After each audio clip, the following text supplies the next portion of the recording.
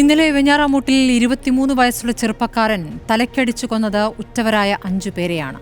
പാലക്കാട് പോത്തുണ്ടിയിൽ 2 പേരെ ചെന്താമറി എന്ന ക്രിമിനൽ വെട്ടിക്കൊന്നത് കേട്ടതിൽ നിന്നും മുക്തരായിട്ടില്ല മലയാളികൾ.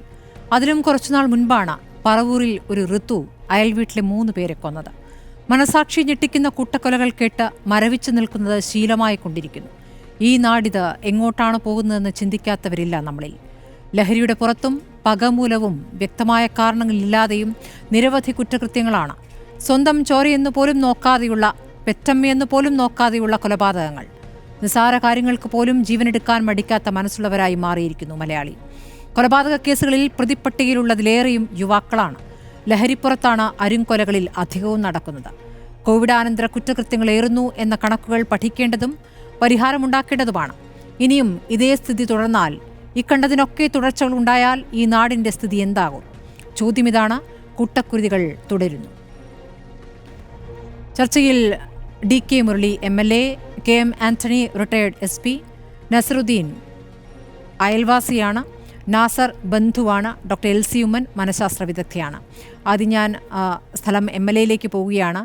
ശ്രീ DK മുരളി, ഇന്നലെ ഏകദേശം ഈ സമയമാകുമ്പോഴേക്ക് ഈ വാർത്ത വന്നു തുടങ്ങിയിരുന്നു. ഒരു 7:50 ആകുമ്പോഴേക്കാണ് ഈ വാർത്ത പുറം ലോകം അറിയുന്നത്. ഇപ്പോൾ നേരത്തോട് നേരമാകുന്നു. പക്ഷേ എന്തിനാണ് ഈ കൂട്ടക്കുരുതി എന്നതിൽ ഇപ്പോഴും വ്യക്തത വന്നിട്ടില്ല എന്നാണോ മനസ്സിലാക്കേണ്ടത്? താങ്കൾക്ക് ഇപ്പോൾ ഒടുവിൽ കിട്ടുന്ന സൂചനകൾ എന്താണ്?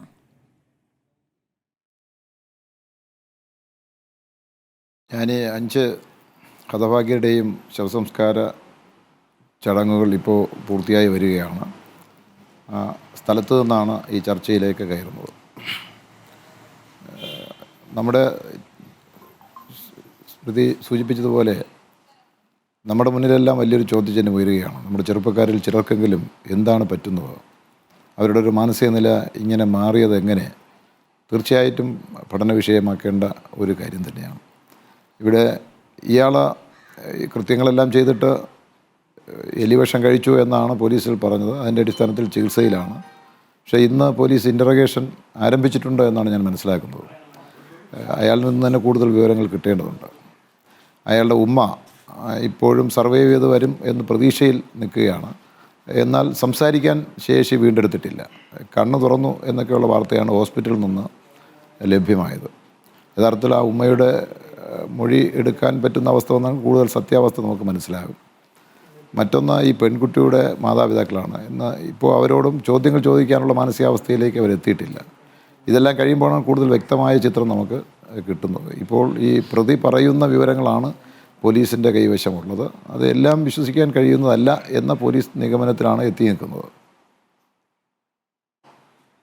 ശരി, ഇപ്പോൾ നാട്ടുകാരുമായി അധികം ബന്ധമില്ലാത്തവരായിരുന്നു ഇവർ. കാരണം ഇതിനുശേഷം ഈ നാട്ടുകാരുടെയൊക്കെ പ്രതികരണം വരുമ്പോൾ ശ്രീ DK മുരളി, ആളുകൾ പലതാണ് പറയുന്നത്. ഒരു ശാന്ത സ്വഭാവക്കാരനാണ്, പുറമേക്ക് അങ്ങനെയാണ്, കാഴ്ചയ്ക്കും നമുക്ക് അങ്ങനെയാണ് തോന്നുന്നത്.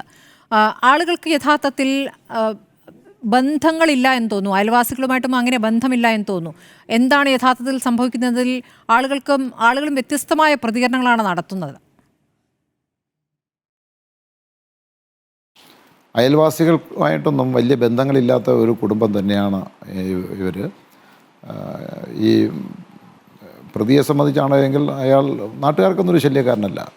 അയാളെ സംബന്ധിച്ച് എന്തെങ്കിലും ക്രിമിനൽ വാസകൾ പ്രകടമായിട്ടുള്ള അനുഭവങ്ങളൊന്നും ഉണ്ടായിട്ടില്ല.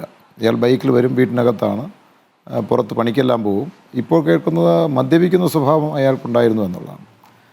ഡ്രഗ്സിൻ്റെ ഉപയോഗമുണ്ടോ, അതിന് അഡിക്റ്റഡ് ആണോ എന്നൊക്കെയുള്ള കാര്യങ്ങൾ ഇനി വെളിവായി വരേണ്ട കാര്യമാണ്. ഇയാളുടെ പിതാവ് വിദേശത്താണ്. അദ്ദേഹം അവിടെ ചില സാമ്പത്തിക ബുദ്ധിമുട്ടുകളെല്ലാം അനുഭവിക്കുന്നുണ്ട്. ഞാൻ അദ്ദേഹവുമായി ഇന്നലെ രാത്രി സംസാരിച്ചു. അദ്ദേഹത്തിൻ്റെ ചില ബന്ധുക്കൾ ഇതുമായി ബന്ധപ്പെട്ട് എന്നെ കാണാൻ വന്നപ്പോൾ രാത്രി 11:30-ക്ക് ശേഷമാണ് അദ്ദേഹവുമായിട്ട് സംസാരിക്കാനിടയായി. അപ്പോൾ വലിയ സാമ്പത്തിക പ്രതിസന്ധി എന്ന് പറയുന്ന അദ്ദേഹത്തിനുണ്ട്, സത്യമാണ്. അവിടെ വിസയെല്ലാം തീർന്ന് നിൽക്കുകയാണ്. ഇന്നിപ്പോൾ ഗൾഫിലെ ചില സുഹൃത്തുക്കളിൽ നിന്ന്, അയാളുടെ തന്നെ സുഹൃത്തുക്കളിൽ നിന്ന് ഞാൻ അറിഞ്ഞത് അവിടെ ഒരു 8 ലക്ഷം രൂപയുടെ ബാധ്യത മാത്രമേ ഉള്ളൂ എന്നാണ്. പക്ഷേ അവിടെ നിന്ന് ട്രാവൽ ചെയ്ത് വരാൻ കഴിയുന്നില്ല. വിസ എല്ലാം എക്സ്പയർ ആയി. അതിന് പുതുക്കി ഇന്ത്യയിലേക്ക് വരാൻ തക്ക നിലയിൽ വിസ പുതുക്കിയെല്ലാം കിട്ടണമെങ്കിൽ അതിന് കുറച്ച് ലക്ഷങ്ങൾ, 3-4 ലക്ഷം രൂപയെങ്കിലും ആകും എന്നൊക്കെയാണ് അവരിൽ നിന്ന് എനിക്ക് കിട്ടിയ വിവരം. അതായത് ആ കുടുംബത്തിന് വലിയ കടബാധ്യതയില്ല, 8 ലക്ഷമേ ഉള്ളൂ എന്നാണോ ശ്രീ ഡി കെ മുരളി അറിയാനാകുന്നത്? 8 ലക്ഷം കടബാധ്യതയുള്ളൂ. കാരണം ഈ വീടിന്റെ മുഴുവൻ ഭാരവും ഈ പയ്യനിലായിരുന്നു എന്നുള്ള രൂപത്തിലാണ് ഇപ്പോൾ കാര്യങ്ങൾ പുറത്തേക്ക് വരുന്നത്. അതിൻ്റെ തുടർച്ചയായിട്ട് ചെയ്ത ഒരു കാര്യമായിട്ടൊക്കെയാണ് അപ്പോൾ നിഗമനങ്ങൾ വരുന്നത്. അങ്ങനെയല്ല അല്ലേ?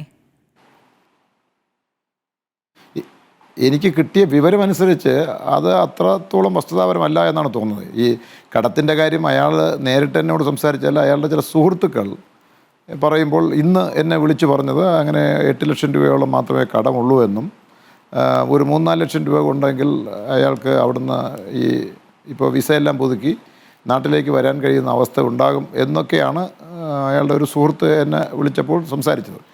അതിന് പൂർണ്ണമായി ശരിയാണോ എന്നൊന്നും ഇപ്പോൾ ഒരു നിഗമനത്തിലെത്താൻ കഴിയില്ല. അത് അദ്ദേഹത്തിൽ നിന്ന് നേരിട്ട് ഞാൻ മനസ്സിലാക്കിയ വിവരമല്ല, റഹീമിൽ നിന്ന് ഞാൻ നേരിട്ട് മനസ്സിലാക്കിയ വിവരമല്ല. പക്ഷേ അദ്ദേഹത്തിൽ നിന്ന് മനസ്സിലാക്കിയ ഒരു വിവരം, ഈ കടബാധ്യതയെല്ലാം ഇവിടെ ഉണ്ടെങ്കിലും അതിൻ്റെ ഒന്നും ബാധ്യത തീർക്കാൻ ഈ മകനെ ചുമതലപ്പെടുത്തിയിട്ടില്ല, അല്ലെങ്കിൽ അയാളുടെ മേലല്ല ആ ബാധ്യതയൊക്കെ വരുന്നത് എന്ന നിലയിലാണ് സംസാരിച്ചത്. ഈ മകൻ ജോലി ചെയ്തിരുന്നോ? എന്തെങ്കിലും കച്ചവടം ഉണ്ടായിരുന്നോ? കച്ചവടത്തിൽ നഷ്ടം എന്നുള്ള അടക്കമുള്ള വിവരങ്ങൾ, അങ്ങനെ പലരിൽ നിന്നും കടം വാങ്ങിയിരുന്നു എന്നടക്കമുള്ള കാര്യങ്ങളൊക്കെ പറഞ്ഞു കേൾക്കുന്നു. ഒന്നും ചെയ്തിരുന്നില്ല എന്ന് പറയുന്നവരും ഉണ്ട്. ചില പണികൾക്ക് പോകുന്നുണ്ട് അയാൾ. കടം വാങ്ങുന്ന സ്വഭാവം അയാൾക്ക് സുഹൃത്തുക്കളിൽ നിന്നും മറ്റു പലരിൽ നിന്നും കടം വാങ്ങുന്ന സ്വഭാവം ഉണ്ടായെന്നാണ് നാട്ടിലാകെ ഇപ്പോൾ അറിയാൻ കഴിയും. ഈ മരണശേഷം മനസ്സിലാക്കാൻ കഴിയുന്നത് കടം വാങ്ങുന്ന സ്വഭാവം ഉണ്ടായിരുന്നു, പലർക്കും അയാൾ കൂടെ കൊടുക്കാനുമുണ്ട്. അത് എല്ലാം ഈ പിതാവിൻ്റെ ബാധ്യത തീർക്കാൻ വേണ്ടിയാണ് എന്ന് വിശ്വസിക്കാൻ ഇപ്പോൾ ആകുന്നില്ല. അതാണ് പലതും അവ്യക്തമായി തുടരുന്നു എന്നുള്ളതാണ്. നസറുദ്ദീൻ ഉണ്ട്, അയൽവാസി. കുറച്ചുകൂടി കാര്യങ്ങൾ ഒരുപക്ഷെ നസറുദ്ദീൻ ഇയാൾക്ക് പറഞ്ഞോളൂ, പൂർത്തിയായിക്കോളൂ. ഒരു കാര്യം കൂടെ പറയാം. ഇയാൾക്ക് വാഹനങ്ങൾ ഉണ്ട്, ബൈക്കുണ്ട്, സ്ഥിരം ബൈക്കിലാണ് യാത്ര, കാറും ഉണ്ട് എന്നാണ് മനസ്സിലാക്കുന്നത്. അപ്പോൾ വാഹനങ്ങളെല്ലാം ഉണ്ട്, ലാവിഷായി നടക്കുന്ന ആളാണ്. ഈ പെൺകുട്ടിയുമായി തന്നെ യാത്ര ചെയ്യുന്നതൊക്കെ പലരും കണ്ടിട്ടുണ്ട്. അവരുടെ എല്ലാം ഫോട്ടോ ഷെയർ ചെയ്തിട്ടുണ്ട് സുഹൃത്തുക്കൾക്കൊക്കെ. ശരി, നസറുദ്ദീൻ, അയൽവാസി എന്ന് പറയുമ്പോൾ തൊട്ടടുത്ത വീട് തന്നെയാണോ താങ്കളുടേത്? ഈ കുടുംബവുമായിട്ടുള്ള താങ്കളുടെ ഒരു ബന്ധം എങ്ങനെയായിരുന്നു?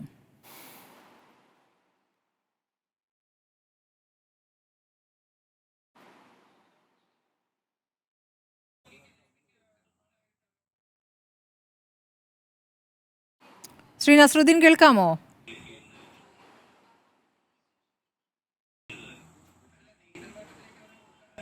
ചെറിയ ഒരു സാങ്കേതിക പ്രശ്നമുണ്ട്, അദ്ദേഹത്തിലേക്ക് വരാം. ഞാൻ ശ്രീ കെ എം ആൻ്റണിയിലേക്ക് പോകുന്നു. ശ്രീ കെ എം ആൻ്റണി, ഇപ്പോൾ ലഹരിയുടെ പുറത്താണോ ഈ കൊലപാതകങ്ങൾ കൂട്ടക്കുരുതി നടത്തിയത്? അതും ഇത്ര അടുത്ത ബന്ധുക്കളെ ഈ രൂപത്തിൽ ക്രൂരമായി കൊല്ലുന്നത്, അനിയനെയാണ് ഏറ്റവും ക്രൂരമായി ഉപദ്രവിച്ചത് എന്നതിൻ്റെ അടക്കം വിവരങ്ങളാണ് ഇപ്പോൾ പുറത്തു വരുന്നത്. പക്ഷേ പുറമേക്ക് ഒരു ശാന്ത സ്വഭാവക്കാരനാണ്, നാട്ടുകാർക്ക് ഒരു കുഴപ്പവും വരുത്താത്തൊരു വ്യക്തിയുമാണ്. അപ്പോൾ ആളുകളെ സംബന്ധിച്ച് അത്ഭുതമാണ് ഈ കൂട്ടക്കൊലപാതകവുമായി ബന്ധപ്പെട്ട് ഉണ്ടായിരിക്കുന്നത്. അപ്പോൾ ലഹരി ഉപയോഗിച്ചോ എന്നറിയാനുള്ള ടെസ്റ്റ് എന്ന് പറയുന്നത് രക്തം പരിശോധിക്കലാണല്ലോ. അപ്പോൾ ഇന്നലെ അതിനുശേഷം ഇയാൾ കീഴടങ്ങുന്നു. ആ രക്തപരിശോധനയുടെ റിസൾട്ടൊക്കെ വരാനായില്ലേ? സമയമായില്ലേ?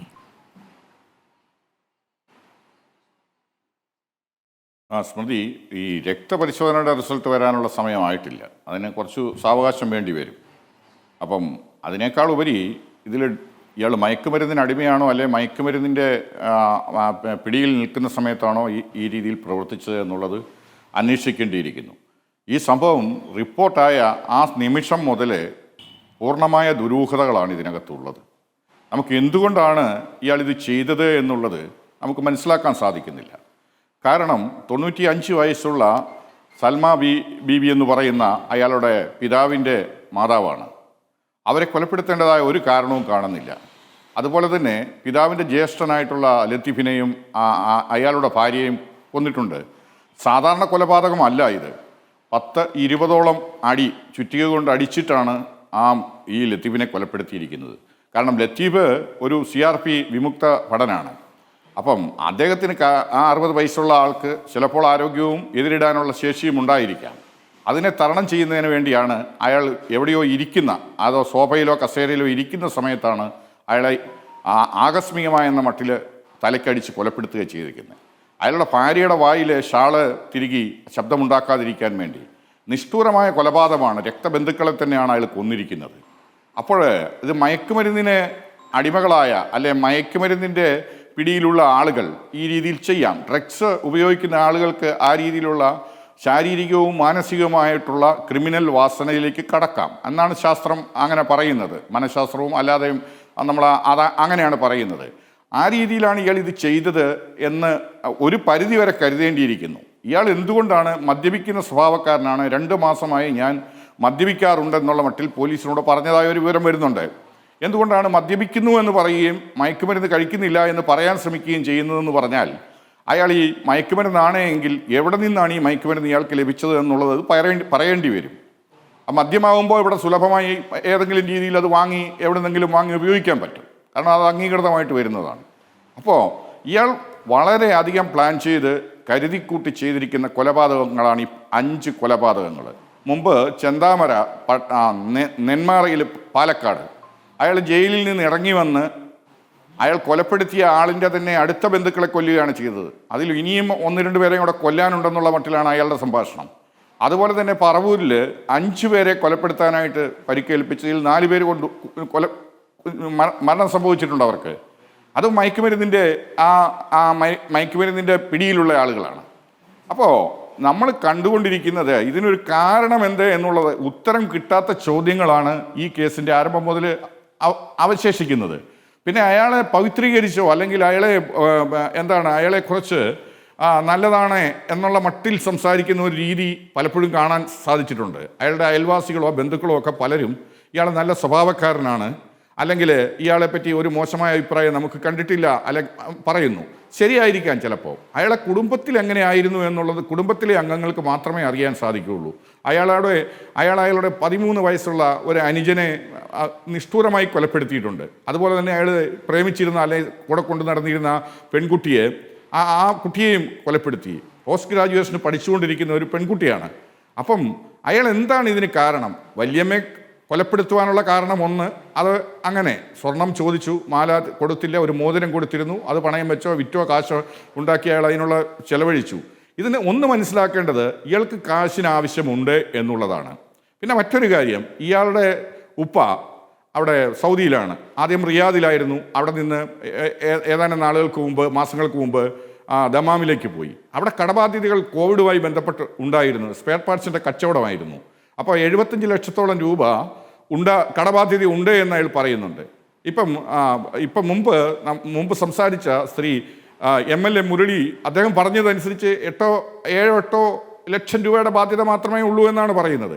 അത് എന്ത് തന്നെ ആയിരുന്നാലും അങ്ങനെയുള്ള പണസംബന്ധമായ ബാധ്യതയോ അതല്ലെങ്കിൽ ഒരാൾ മയക്കുമരുന്ന് ഉപയോഗിച്ചു എന്നുള്ളതോ ഒന്നും ഒരു കൊലപാതകം ചെയ്യാനുള്ള ലൈസൻസോ അല്ലെങ്കിൽ അനുവാദമോ സ്വാതന്ത്ര്യമോ ഒന്നുമല്ല. ഇത് കൃത്യമായിട്ടും ഇളയിൽ കുറ്റവാളിയാണ്, കൊടും ക്രൂരതയാണ് അയാൾ ചെയ്തിരിക്കുന്നത്. തീർച്ചയായും അത് എങ്ങനെ സാധിക്കുന്നു എന്നുള്ളതിലേക്കാണല്ലോ നമ്മൾ ഈ ചർച്ച കൊണ്ടുപോകുന്നത്. എങ്ങനെയാണത് സംഭവിക്കുന്നത്? ലഹരിപ്പുറത്താണോ, അതല്ലാതെ ഒരാൾക്ക് അങ്ങനെ ചെയ്യാൻ സാധിക്കുമോ? 2 തരം സ്വഭാവം പ്രകടിപ്പിക്കാൻ സാധിക്കുമോ എന്നൊക്കെയുള്ള സംശയങ്ങൾ അവിടെ നിൽക്കുന്നു. നമുക്ക് അയൽവാസി നസറുദ്ദീൻ ഉണ്ട്, ഒന്ന് അദ്ദേഹത്തിലേക്ക് ഒന്ന് പോകാം. നസറുദ്ദീൻ, കേൾക്കാമോ?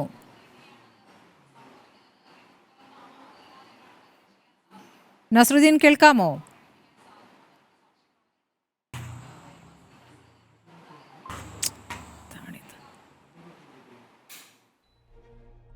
ശ്രീ നസറുദ്ദീൻ, കേൾക്കാമോ? കേൾക്കാം. നിങ്ങൾ ആ വീടിന്റെ തൊട്ടടുത്താണോ താമസിക്കുന്നത്? എന്താണ് ഈ സംഭവത്തെക്കുറിച്ച് നിങ്ങൾക്ക് പറയാൻ പറ്റുന്നത്? ഈ കുടുംബവുമായി നിങ്ങൾക്കൊക്കെ അടുത്ത ബന്ധമുണ്ടായിരുന്നോ? ആളുകളോടൊക്കെ നന്നായി സംസാരിക്കുന്ന പ്രകൃതമായിരുന്നോ അഫാൻ? എങ്ങനെയാണ്? കേൾക്കാം, നല്ല രീതിയിൽ കേൾക്കാം.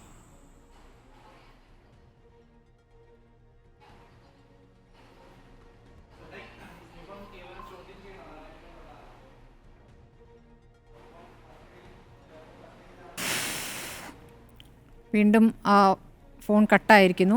നസറുദ്ദീനിലേക്ക് ഞാൻ വരാം.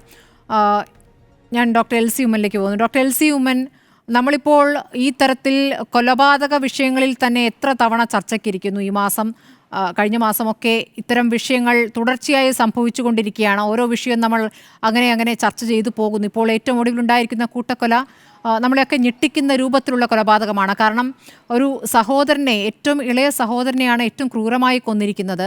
പക്ഷെ നാട്ടുകാർ കാണുന്നത് എന്നും സ്കൂളിൽ നിന്ന് കൂട്ടിക്കൊണ്ടുവരുന്ന ജ്യേഷ്ഠനെയാണ്, ഈ കുട്ടിക്ക് കഴിക്കാനുള്ള സാധനങ്ങളൊക്കെ മേടിച്ചു കൊണ്ട് കൊടുക്കുന്ന ഒരു ജ്യേഷ്ഠനെയാണ്. പക്ഷേ പിന്നീട് കേൾക്കുന്നത് ഏറ്റവും ക്രൂരമായി കൊല ചെയ്തതും ഈ അനിയനെയാണ് എന്ന് പറയുന്നു. ഇതെങ്ങനെയാണ് ഇങ്ങനെയൊക്കെ ചെയ്യാൻ ഒരാൾക്ക് സാധിക്കുക? ഇത് ഡ്യുവൽ പേഴ്സണാലിറ്റിയുടെ ഭാഗമായിട്ടുള്ള ഒരു രീതിയായിട്ടാണ് അതിനെ വ്യാഖ്യാനിക്കേണ്ടത്, അതല്ലെങ്കിൽ ഈ ലഹരിയുടെ ഉപയോഗമാണോ? ലഹരി ഇതുവരെ കണ്ടെത്തിയിട്ടില്ല, അങ്ങനെയൊന്നും ഇതുവരെ തെളിഞ്ഞിട്ടുമില്ല. ഇത്തരം സാഹചര്യങ്ങൾ വരുമ്പോൾ സാധാരണഗതിയിൽ നമുക്ക് പിൻ പോയിന്റ് ചെയ്ത് ഇത് ഒറ്റ ഒരു കാരണം കൊണ്ടാണ് ഈ ഒരു കൊലപാതകം നടന്നത് എന്ന് നമുക്ക് പറയാൻ പറ്റത്തില്ല. സാധാരണഗതിയിൽ പല കാരണങ്ങൾ കൊണ്ടാവാം, പല കാരണങ്ങൾ അക്യുമുലേറ്റ് ചെയ്ത് അതിന്റെ ഒരു സാധ്യത കൂടി വന്ന് അങ്ങനെയാണ് ഒരു ക്രൈം ഉണ്ടാകുന്നത്. ഇപ്പോൾ തന്നെ ഒരു ഉദാഹരണം പറയുകയാണെന്നുണ്ട്, ലഹരി ഉപയോഗം തന്നെ എടുത്താലും നമ്മൾ ഏതെങ്കിലും ഒരു വ്യക്തിയുടെ ഉള്ളിൽ ക്രിമിനാലിറ്റി ഉണ്ടെങ്കിൽ നമ്മൾ ഒരിക്കലും ചിന്തിക്കേണ്ട ആള് തെരുവിലിറങ്ങി റോഡിലിറങ്ങി ഗുണ്ടായിസം കാണിക്കുമെന്ന്. അങ്ങനെ ഒരിക്കലും ഉണ്ടാകണമെന്നൊരു നിർബന്ധവുമില്ല. അവർക്ക് കംഫർട്ട് സോൺ ഉള്ളിടത്ത് അവർ വളരെ മാന്യമായിട്ടും മര്യാദയായിട്ടുമായിരിക്കും പെരുമാറുന്നത്. അതിപ്പോൾ അനിയന്റെ അടുത്താണെന്നുണ്ടെങ്കിലും അല്ലെങ്കിൽ വീട്ടിലാണെന്നുണ്ടെങ്കിലും റിലേഷൻഷിപ്പിലാണെന്നുണ്ടെങ്കിലും അവർ ആ മാന്യത പുലർത്താനും അവർ മിടുക്കരാണ്. പക്ഷേ അവർക്കൊരു പ്രതികൂല സാഹചര്യം വരുമ്പോഴാണ് അവരുടെ ഉള്ളിലുള്ള ഈ ക്രിമിനാലിറ്റി പുറത്തേക്ക് വരുന്നത്. അതിന് ശരിക്കും പറഞ്ഞാൽ ലഹരി ഒരു മേമ്പൊടിയാണോ എന്ന് വെച്ചാൽ ഡെഫിനറ്റ്ലി ആണ്. കാരണം നമുക്കിപ്പോൾ ഒരാളോട് വൈരാഗ്യമുണ്ടെങ്കിൽ, ഇപ്പോൾ പണം ചോദിച്ചു തന്നില്ല, അല്ലെങ്കിൽ മറ്റെന്തെങ്കിലും കാര്യം ചോദിച്ചു തന്നില്ല. ഇപ്പോഴത്തെ യുവതലമുറയുടെ ഒരു പ്രശ്നം എന്തെന്ന് പറഞ്ഞാൽ ചെറിയ കാര്യങ്ങൾ പോലും നോ കേൾക്കാനായിട്ട് അവർക്ക് പറ്റത്തില്ല, അവരെ കൊണ്ട് സാധ്യമല്ല. ഞാൻ മീഡിയയിൽ തന്നെ നിന്ന് വായിച്ചുള്ള അറിവിൽ പറയുകയാണെന്നുണ്ടെങ്കിൽ മൊബൈൽ ഫോൺ ചോദിച്ചിട്ട് കൊടുക്കാതിരുന്നപ്പോൾ ഇതേപോലെ എലിവിഷം കഴിച്ച ഒരു സംഭവം ഉണ്ടായത്ര എന്ന് പറയുന്നു. അതിന് എത്രമാത്രം ഒരു ക്രെഡിബിലിറ്റി ഉണ്ടെന്ന് അറിയത്തില്ല ആ വിവരത്തിന്. അപ്പോൾ അങ്ങനെ വന്നു കഴിയുമ്പോൾ അവിടെയും നമ്മൾ ശ്രദ്ധിക്കേണ്ടത്, നിസ്സാരം ഒരു മൊബൈൽ ഫോൺ തരത്തില്ല എന്ന് പറഞ്ഞപ്പോൾ എലിവിഷം കഴിച്ചു. അപ്പോൾ ഒരു ചെറിയ നോ പോലും അക്സെപ്റ്റ് ചെയ്യാൻ പറ്റാത്ത ഒരു യുവതലമുറയാണ് വളർന്നു വരുന്നത്. കാരണം അവരൊരിക്കലും ജീവിതത്തിൽ നോ കേട്ടിട്ടുണ്ടാവില്ല. അവർ വീട്ടിൽ എന്തെങ്കിലും ഒരു കാര്യം ചോദിച്ചാൽ ഇപ്പോൾ പലപ്പോഴും ഞാൻ കണ്ടുവരുന്നത്, എത്ര ഇല്ലായ്മ ഉള്ളവരാണെന്നുണ്ടെങ്കിലും അല്ലെങ്കിൽ എത്ര വല്ലായ്മക്കാരാണെങ്കിലും സാമ്പത്തിക പ്രതിസന്ധി ഉണ്ടെങ്കിലും കുട്ടികൾക്ക് അവർ കടമെടുത്താണെന്നുണ്ടെങ്കിലും അവരുടെ ഇഷ്ടങ്ങൾ സാധിപ്പിച്ചു കൊടുക്കുന്ന ഒരു തരം പേരന്റിംഗ് ആണ് ഇപ്പോഴത്തെ രീതി എന്ന് പറയുന്നത്. അപ്പോൾ ഇങ്ങനെയൊക്കെ വന്നു കഴിയുമ്പോൾ അവരുടെ ഉള്ളിൽ ആ ഒരു ക്രിമിനാലിറ്റിയും കൂടെ ഉണ്ടെന്നുണ്ടെങ്കിൽ ലഹരി ചെയ്യുന്നത് എന്താണെന്ന് വെച്ചാൽ നമ്മുടെ തലച്ചോറിന്റെ മുൻവശത്ത്, അതായത് പ്രീ ഫ്രോണ്ടൽ കോർട്ടെക്സ് എന്ന് പറയും, അതാണ് നമുക്ക് എന്തെങ്കിലും ഒരു വൈരാഗ്യമോ അല്ലെങ്കിൽ നമുക്ക് എന്തെങ്കിലും ഒരു ദേഷ്യമോ ആരോടെങ്കിലും ഉണ്ടെങ്കിൽ, പകയുണ്ടെങ്കിൽ അത് സ്വയമായി നിയന്ത്രിക്കാനായിട്ടുള്ള ഒരു കപ്പാസിറ്റി, ഒരു കെൽപ്പ് ഒരു മനുഷ്യന് കൊടുക്കുന്നത്. അപ്പോൾ ഈ പക അല്ലെങ്കിൽ വിദ്വേഷം അല്ലെങ്കിൽ വൈരാഗ്യം ഇതൊക്കെ സ്വാഭാവികമായിട്ടും മനുഷ്യർക്ക് ഏറെ അല്ലെങ്കിൽ കുറവ് പല സമയങ്ങളിലായി പല ഘട്ടങ്ങളിലായി ഉണ്ടാകാൻ സാധ്യതയുള്ള വികാരങ്ങൾ തന്നെയാണ് ഈ നെഗറ്റീവ് ഇമോഷൻസ്. പക്ഷേ പരിഷ്കൃത മനുഷ്യൻ ഈ പ്രീഫ്രോണ്ടൽ കോർട്ടെക്സിന്റെ സഹായത്തോടെ അതിന്റെ പ്രവർത്തനം നല്ല ക്ഷമതയോടെയാണ് പോകുന്നതെങ്കിൽ ഞാൻ അങ്ങനെ ചെയ്തുകൂടാ, ഞാൻ സമൂഹത്തിന് വിരുദ്ധമായി ചെയ്തുകൂടാ, ഇത് കുറ്റകരമാണ്, ഇത് ശിക്ഷയ്ക്ക് പാത്രീഭവിച്ചു പോകുന്ന ഒരു സാഹചര്യമാണ് എന്നുള്ള തിരിച്ചറിവിൽ സ്വയം നിയന്ത്രിക്കും. എന്നാൽ ലഹരി ഉണ്ടെങ്കിൽ, അതിപ്പോൾ മദ്യമാണെന്നുണ്ടെങ്കിലും സിന്തറ്റിക് ഡ്രഗ്സ് ആണെന്നുണ്ടെങ്കിലും കഞ്ചാവാണെന്നുണ്ടെങ്കിലും എന്ത് തന്നെയാണെന്നുണ്ടെങ്കിലും ഒരു മനുഷ്യൻ അത് ഉപയോഗിക്കുമ്പോൾ ഈ കൺട്രോള്, നമ്മുടെ തലച്ചോറ് നൽകുന്ന ഈ ബ്രേക്ക് അത് നഷ്ടപ്പെട്ടു കഴിയുമ്പോൾ ചെറിയ പകയാണെങ്കിലും ചെറിയ വിദ്വേഷമാണെങ്കിലും നമ്മൾ പുറമേ നിന്ന് നോക്കുമ്പോൾ വളരെ നിസ്സാരമായിട്ട് തോന്നുന്ന എന്ത് ചെറിയ കാര്യമാണെങ്കിലും അത് സ്വയമായിട്ട് നിയന്ത്രിക്കാൻ കഴിയാതെ അവരോടുള്ള പകയായിട്ട് അത് വർദ്ധിക്കുന്നു. അത് ആ ഒരു ഇൻഹിബിഷൻ, അതായത് എന്തെങ്കിലും ഒരു ക്രിമിനൽ കുറ്റം, അല്ലെങ്കിൽ ക്രിമിനൽ കുറ്റം തന്നെ ആകണമെന്നില്ല, ലൈംഗിക അതിക്രമം അല്ലെങ്കിൽ എന്തും നമുക്ക് സമൂഹത്തിൽ ഉൾക്കൊള്ളാൻ പറ്റാത്ത എന്ത് പ്രവൃത്തിയുമാണെങ്കിലും അതിൽ നിന്നും നിരുത്സാഹപ്പെടുത്തുന്ന, പുറകോട്ട് വലിക്കുന്ന ഒരു പ്രക്രിയ നഷ്ടപ്പെടുന്നു, ആ ഇൻഹിബിഷൻ നഷ്ടപ്പെടുന്നു. അതിന്റെ ആ ഒരു ത്വരയിൽ മുന്നോട്ട് പോകാൻ, പ്രത്യാഘാതങ്ങൾ ആലോചിക്കാതെ എടുത്തു ചാടാനായിട്ട് നല്ലൊരു വളക്കൂറുള്ള മണ്ണായി ഈ ലഹരി മാറുന്നു. ഇങ്ങനെ വന്നു കഴിയുമ്പോൾ അവർക്ക് ആത്മവിശ്വാസവും വർദ്ധിക്കുന്നു. കാരണം ഏത് ലഹരി ഉപയോഗിച്ചാലും ആ സെൻട്രൽ നെർവസ് സിസ്റ്റത്തിന്റെ ഡിപ്രഷൻ പിന്നീടാണ് വരുന്നത്. തുടക്കത്തിൽ വളരെ ഉത്സാഹമായിരിക്കും, ആത്മവിശ്വാസം വളരെ കൂടുതലായിരിക്കും, എന്തും ചെയ്യാനുള്ള ഒരു ത്വരയും എന്തും ചെയ്യാനുള്ള ബുദ്ധിസാമർഥ്യവും ഒക്കെ തുടക്കത്തിൽ ഉണ്ടാകുന്നു. അതാണല്ലോ ലഹരിയുടെ ഒരു സവിശേഷതയായി ആൾക്കാർ കാണുന്നതോ അല്ലെങ്കിൽ തെറ്റിദ്ധരിക്കുന്നതോ ഉള്ള ഒരു രീതി. അപ്പോൾ അതും കൂടെ ചെന്ന് കഴിയുമ്പോൾ ആത്മവിശ്വാസം വർദ്ധിക്കുന്നു. പിന്നെ നമ്മൾ ചരിത്രം പരിശോധിക്കുകയാണെന്നുണ്ടെങ്കിൽ ഒരു റൺ അമോക്ക് എന്ന് പറഞ്ഞുള്ള ഒരു കണ്ടീഷനുണ്ട്. അത് പണ്ട് കൾച്ചർ ബൗണ്ട് സിൻഡ്രോമായിട്ട് കരുതിയിരുന്ന ഒരു കാര്യമാണ്. അതായത് ചില കൾച്ചറിൽ മാത്രം ഉണ്ടാകുന്ന, പ്രത്യേകിച്ചും പിന്നോക്ക അവസ്ഥയിലുള്ള കൾച്ചർ, ഇപ്പോൾ മലേഷ്യ അല്ലെങ്കിൽ ഫിലിപ്പൈൻസ് അങ്ങനത്തെ സ്ഥലങ്ങളിലൊക്കെ ആയിരുന്നു അത് റിപ്പോർട്ട് ചെയ്തിരിക്കുന്നത്. അത് നമ്മൾ വളരെ സൂക്ഷ്മമായി പരിശോധിച്ചാൽ വളരെയധികം സമാനതകൾ നമുക്ക് തോന്നിയേക്കാം. ഉദാഹരണത്തിന് ഒരു 7-8 കേസ് റിപ്പോർട്ട്സ് നമുക്ക് വളരെ വ്യക്തമായിട്ട് നമുക്ക് അതിന്റെ ഒരു അവൈലബിലിറ്റി ഉണ്ട്. അത് നമ്മൾ സൂക്ഷ്മമായിട്ട് പരിശോധിച്ചാൽ ഏതെങ്കിലും ഒരു കാരണത്തിന് ഒരു വെഞ്ചൻസ് വരാം, അല്ലെങ്കിൽ ഒരു നഷ്ടബോധം വരാം, അല്ലെങ്കിൽ ഒരു പക വരാം, പ്രതികാരം വരാം, സംശയം വരാം. അപ്പോൾ ഒരാളെ ടാർഗറ്റ് ചെയ്ത് ആ ആളിനെ കൊല്ലുന്നു. ആ കൊല്ലുന്ന വഴിക്ക് ആ ചുറ്റുവട്ടത്തുള്ള സകലരെയും കൊല്ലുന്നു. അവസാനം ഒരു ആത്മഹത്യാ ശ്രമത്തിലേക്ക് പോകുന്നു. ഒരു പക്ഷേ ആ ആത്മഹത്യാ ശ്രമത്തിൽ നിന്നും അവര് സർവൈവ് ചെയ്തേക്കാം, അല്ലെങ്കിൽ ഒരു പക്ഷേ ആത്മഹത്യ ചെയ്ത് കഴിഞ്ഞ ശേഷം വീട്ടിൽ റിപ്പോർട്ട് ചെയ്യാൻ വരുമ്പോഴായിരിക്കും ബാക്കി വീട്ടുകാരൊക്കെ മരിച്ചു കിടക്കുന്നതും അല്ലെങ്കിൽ ബാക്കി ചുറ്റുവട്ടമുള്ളവർ മരിച്ചു കിടക്കുന്നതും പോലീസിന്റെ ശ്രദ്ധയിൽപ്പെടുന്നത്. അപ്പോൾ ആ ഒരു തലത്തിൽ നോക്കുമ്പോൾ വളരെയധികം സമാനതകളുണ്ട്. പക്ഷേ ഇപ്പോൾ ഒരു മോഡേൺ മെഡിസിൻ അല്ലെങ്കിൽ മോഡേൺ സൈക്യാട്രി അത് കൾച്ചർ ബൗണ്ട് സിൻഡ്രോമായിട്ട് കണക്കാക്കുന്നേ ഇല്ല. അത് ഗുരുതരമായിട്ടുള്ള മാനസിക പ്രശ്നങ്ങളുണ്ടോ, 1. 2 ലഹരി ഉപയോഗമുണ്ടോ, 3 വ്യക്തിത്വ വൈകല്യങ്ങളുണ്ടോ, ഈ പറഞ്ഞ ആന്റി സോഷ്യൽ പേഴ്സണാലിറ്റിയോ അല്ലെങ്കിൽ ബോർഡർ ലൈൻ പേഴ്സണാലിറ്റിയോ ഇത്തരം വ്യക്തിത്വ വൈകല്യങ്ങളുണ്ടോ, ഇങ്ങനെയൊക്കെ ഉണ്ടെന്നുണ്ടെങ്കിൽ ഗുരുതര മനോരോഗം എന്ന് പറഞ്ഞാൽ അതിപ്പോൾ ഒരു സൈക്കോസിസ് ആകാം, അല്ലെങ്കിൽ മൂഡ് ഡിസോർഡർ ആകാം, എന്ത് തന്നെയാണ്, ഇതൊക്കെ ഉണ്ടെങ്കിൽ അതിന്റെ ഒരു ഫലമായിട്ട് ഇതിലൊക്കെയും മുഴച്ചു നിൽക്കുന്നത് 2 കാര്യങ്ങളാണ്. ഈ പറഞ്ഞ പേഴ്സണാലിറ്റി പാറ്റേണും അതോടൊപ്പം തന്നെ ലഹരി ഉപയോഗവും. അപ്പം വളരെയധികം സമാനത നമുക്ക് തോന്നാം. ആകെയുള്ളൊരു വ്യത്യാസം എന്ന് പറയുന്നത് ഇവിടെ പ്ലാനിങ് ഉണ്ടോ എന്ന് നമ്മൾ സംശയിക്കേണ്ടിയിരിക്കുന്നു. കാരണം ഈ കുട്ടിയെ വിളിച്ച് വീട്ടിൽ വരുത്തി ഒരുപക്ഷെ ഈ വെഞ്ചൻസ് അല്ലെങ്കിൽ പക 1-2 അല്ലെങ്കിൽ അതിലധികമോ വ്യക്തികളോട് അത് തിരിഞ്ഞു പോകാനുള്ള ഒരു സാധ്യതയുണ്ട്. അതിന്റെ ഒപ്പം നിന്ന് ബാക്കിയുള്ളവരെയും കൂടെ ആക്രമിക്കുന്ന അല്ലെങ്കിൽ നിരപരാധികളായ ആൾക്കാരെ ആക്രമിക്കുന്ന ഒരു പ്രതീതിയാണ് നമ്മൾ ഈ ഒരു പ്രത്യേക ഈ കേസിൽ നമ്മൾ കാണുന്നത്. അടുത്തൊരു പ്രധാന വിഷയം എന്ന് പറയുന്നത് പലപ്പോഴും ഇങ്ങനെയുള്ളവർ, ഇപ്പോൾ താങ്കൾ സൂചിപ്പിച്ചതുപോലെ കൂട്ടുകാരോട് ചോദിച്ചാലോ അല്ലെങ്കിൽ അയൽപ്പക്കത്തുകാരോട് ചോദിച്ചാലോ അവർക്കൊക്കെ ഒരു ക്ലീൻ ഇമേജ് ആയിരിക്കും. പക്ഷെ അതിന്റെ അർത്ഥം അവർക്ക് ഇത്തരം പ്രശ്നങ്ങളില്ല എന്നല്ല. വീട്ടിലുള്ളവർക്കായിരിക്കും ഏകദേശം ഇതിന്റെ ശരിയായിട്ടുള്ള രീതി മനസ്സിലാകുന്നത്. സാധാരണഗതിയിൽ ഒരു സുപ്രഭാതത്തിൽ ഇത്തരം പ്രശ്നങ്ങൾ ഉണ്ടായിക്കൊള്ളണമെന്നില്ല, അങ്ങനെ ഒരിക്കലും വരാനും സാധ്യതയില്ല. എന്തെങ്കിലുമൊക്കെ സൂചനകൾ അവരിതിനു മുൻപ് പലപ്പോഴും കാണിച്ചിട്ടുണ്ടാകണം. ഇതിന്റെ തന്നെ ഏറ്റവും വലിയ ഉദാഹരണമാണ് ഫോൺ തരത്തില്ല എന്ന് പറഞ്ഞപ്പോൾ ഒരു ആത്മഹത്യാ ശ്രമം നടത്തിയത്. അതൊരു സൂചനയായിരുന്നു. പക്ഷെ ആ സൂചന നമ്മൾ അല്ലെങ്കിൽ അത് ഉത്തരവാദിത്തോടെ ഏറ്റെടുക്കേണ്ടവർ ആ സൂചന അവരുടെ ശ്രദ്ധയിൽപ്പെടാതെ ഇരിക്കുകയോ അല്ലെങ്കിൽ അതിന് വേണ്ട രീതിയിലുള്ള ഗൗരവം കൊടുക്കാതിരിക്കുകയോ ചെയ്ത ഒരു സാഹചര്യങ്ങളേ ഉണ്ട്. അതുപോലെ തന്നെ പല തരത്തിലുള്ള സ്വഭാവ വ്യതിയാനങ്ങൾ ഇവർ ഇതിനു മുൻപേ കാണിച്ചിട്ടുണ്ടാകാം. അതൊക്കെ നമ്മൾ ആ കുടുംബാംഗങ്ങളോട് കൂടുതലായി ചോദിച്ചെങ്കിൽ മാത്രമേ അതിനൊക്കെ എത്രമാത്രം റോൾ ഉണ്ടെന്നും കൂടെ നമുക്ക് തീർച്ചയായും അതിനി പറയാൻ ഷെമി മാത്രമേ ബാക്കിയുള്ളൂ. ഉമ്മയുടെ ആരോഗ്യസ്ഥിതി അല്പം മെച്ചപ്പെട്ടു എന്നറിയുന്നു. അവർക്കിതൊക്കെ പറയാനുള്ള ഒരു ആരോഗ്യസ്ഥിതി ഉണ്ടാകുമോ എന്നുള്ളതാണ് ഇനി അറിയേണ്ടത്. നമുക്ക് അയൽവാസിയിലേക്കും ഒപ്പം തന്നെ ബന്ധുവും അല്പസമയത്ത് കഴിഞ്ഞാൽ ഉണ്ടാകും, നസ്രുദ്ദീനിലേക്കും എത്താം. അഫാൻ്റെ അയൽവാസി നസ്രുദ്ദീനിലേക്ക് വീണ്ടും. ശ്രീ നസ്രുദ്ദീൻ, കേൾക്കാമല്ലോ. എന്താണ് ഇപ്പോൾ അയൽവാസി എന്ന നിലയ്ക്ക് താങ്കൾക്ക് പറയാനുള്ളത്? ഈ കുടുംബം ആളുകളുമായിട്ട് നല്ല ബന്ധമൊക്കെ ഉണ്ടായിരുന്ന കുടുംബമാണോ? ഈ അഫാൻ്റെ ഒരു രീതി എങ്ങനെയായിരുന്നു? അഫാനെക്കുറിച്ച് ഈ സംഭവം കേട്ട ശേഷം നാട്ടുകാർ ഞെട്ടലോടെയാണ് ഇത് കേൾക്കുന്നതെന്നാണ് പറഞ്ഞത്. ആളുകളുമായി നന്നായി ഇടപഴകുന്ന ഒരു സ്വഭാവം ഉണ്ടായിരുന്നു, കടമുണ്ടായിരുന്നു എന്നും കേൾക്കുന്നു. എന്താണ് സത്യാവസ്ഥ? ഈ അഫാന് എനിക്കിവിടെ 10 വർഷം കൊണ്ട് അറിയാം. 10 വർഷമായി അവരിവിടെ വസ്തു വാങ്ങിച്ച് വീട് വെച്ച് താമസിക്കുന്നതാണ്. ഇവിടെ പിന്നെ ഇവരെല്ലാം നല്ല രീതിയിൽ ബാക്കിയുള്ളവരുമായിട്ട് അയൽവാസികളുമായിട്ട് നല്ല സൗഹൃദത്തിലായിരുന്നു. ഈ അഫാനെ സംബന്ധിച്ച് കൂടുതലായിട്ടും ആരും സംസാരിക്കാറില്ല. എന്നാൽ നമ്മൾ അങ്ങോട്ടും ഇങ്ങോട്ട് പോകുമ്പോൾ വിഷയാറേ ഉള്ളൂ, കൂടുതൽ നേരിട്ട് സംസാരിക്കാറില്ല. ഇവിടെ ആരുമായിട്ട് അങ്ങനെ കൂടുതൽ സംസാരിക്കാറില്ല. അങ്ങനത്തെ ഒരു പ്രത്യേക പ്രകൃതക്കാരനായിരുന്നു ഈ അഫാൻ. ഈ സഹോദരനുമായിട്ട് എപ്പോഴും പുറത്തേക്കൊക്കെ പോകാറുണ്ട്. സ്കൂളിൽ നിന്ന് കൊണ്ടുവരുന്നൊക്കെ അഫാനായിരുന്നോ? സ്കൂളിൽ കൊണ്ടുപോകുന്നതും വരുന്നതും എല്ലാം അഫാനായിരുന്നു. അഫാൻ തന്നെയാണ്, നല്ല അറ്റാച്ച്മെന്റ് ആയിരുന്നു. അവര് ഏജിൽ തന്നെ 10 വർഷത്തോളം ഡിസ്റ്റൻസ് ഉണ്ട്, 10 വയസ്സിന്റെ ഡിസ്റ്റൻസ് ഉണ്ട് അവർ തമ്മിൽ. എന്നിരുന്നാലും നല്ല കെയർ ചെയ്ത് കൊണ്ടുപോകുന്ന, അങ്ങോട്ടും ഇങ്ങോട്ടും കൊണ്ടുപോകുന്നതാണ്. അതുപോലെ സുഹൃത്തിനെ പോലെ കൊണ്ടുപോകുന്ന ഒരു പ്രകൃതക്കാരനാണ് അഫാൻ. ഈ പറയും പോലെ പിന്നെ ഇവനെ നല്ല രീതിയിൽ കെയർ ചെയ്ത് കൊണ്ടുപോകുമായിരുന്നു. പിന്നെ വൈകുന്നേരങ്ങളിൽ ഇവർ രണ്ടുപേരും കൂടെ ഫുട്ബോൾ കളിക്കുന്ന ഞാൻ ദിവസം കാണാറുണ്ടായിരുന്നു. ഈ വീട്ടില് ഒരു സാമ്പത്തിക പ്രതിസന്ധിയും പ്രശ്നങ്ങളും ഉണ്ടായിരുന്നു എന്ന് അറിയാമായിരുന്നു?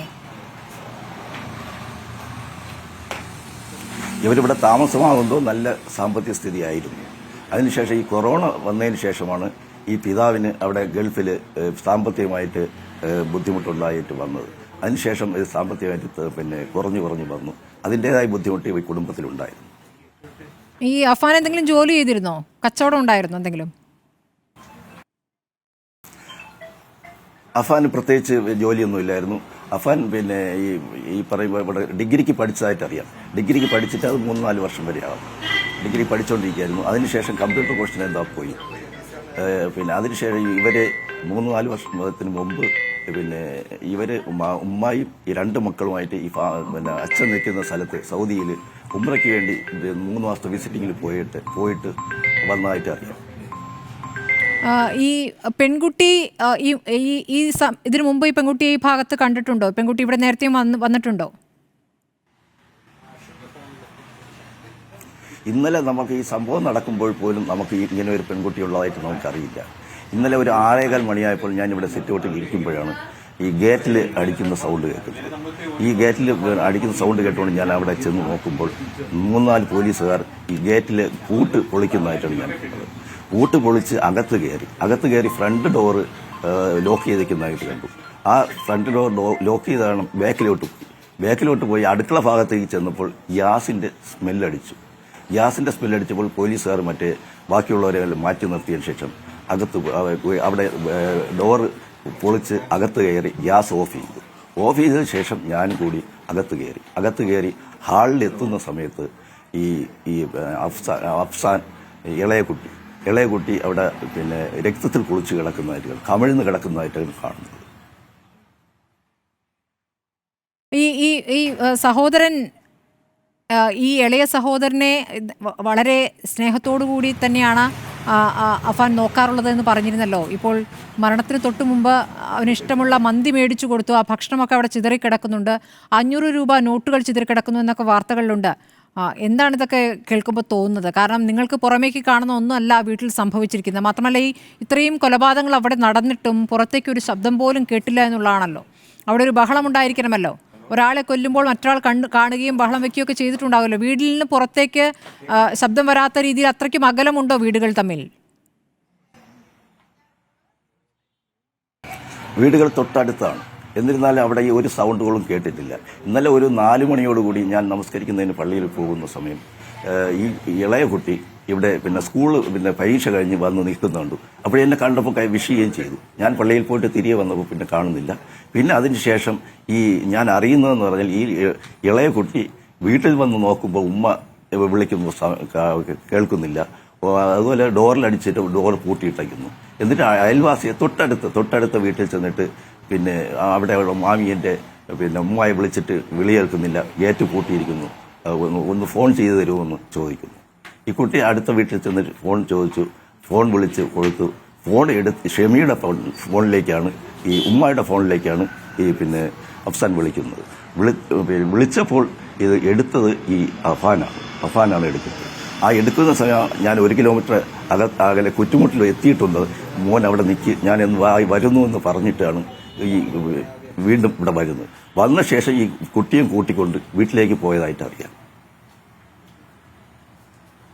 അതിനുശേഷമാണ് ഈ കൊലപാതകമൊക്കെ നടക്കുന്നത്. ഏറ്റവും ഒടുവിലാണ് ഈ സഹോദരനെയും ഈ പെൺകുട്ടിയെയും കൊല്ലുന്നത് അല്ലേ? ഏറ്റവും ഒടുവിലാണ്. അതെ, ഞാൻ ഇതിന് കണ്ട ശേഷം ഞാൻ വീട്ടിൽ വരികയും വീട്ടിൽ വന്ന് ഒരു 6:15 മണിയാകുമ്പോഴാണ് ഈ പോലീസുകാർ വന്ന് ഗേറ്റ് പൊളിക്കുന്നത്. അപ്പോഴാണ് ഞാൻ അറിയുന്നത്. ഈ പരിസരവാസികൾ അറിയുന്നതെല്ലാം അപ്പോഴാണ്. കുളിയൊക്കെ കഴിഞ്ഞ ശേഷമാണ് ഇയാൾ വളരെ വളരെ ശാന്തമായി തന്നെ പോലീസ് സ്റ്റേഷനിൽ പോയി ഞാൻ ഇത്രയും കൊലപാതകങ്ങൾ നടത്തി, 6 പേരുടെ കൊലപാതകം നടത്തി എന്നാണ് പറഞ്ഞത്. കാരണം ഉമ്മയും കൊല്ലപ്പെട്ടു എന്ന് തന്നെയാണ് ഇയാൾ കരുതിയിരുന്നത്. ഞാനൊന്ന് ബന്ധുവിലേക്ക് പോകുന്നു. നാസർ, ശ്രീ നാസർ, നിങ്ങൾക്ക് ഈ കുടുംബമായിട്ടുള്ള ബന്ധം എങ്ങനെയാണ്?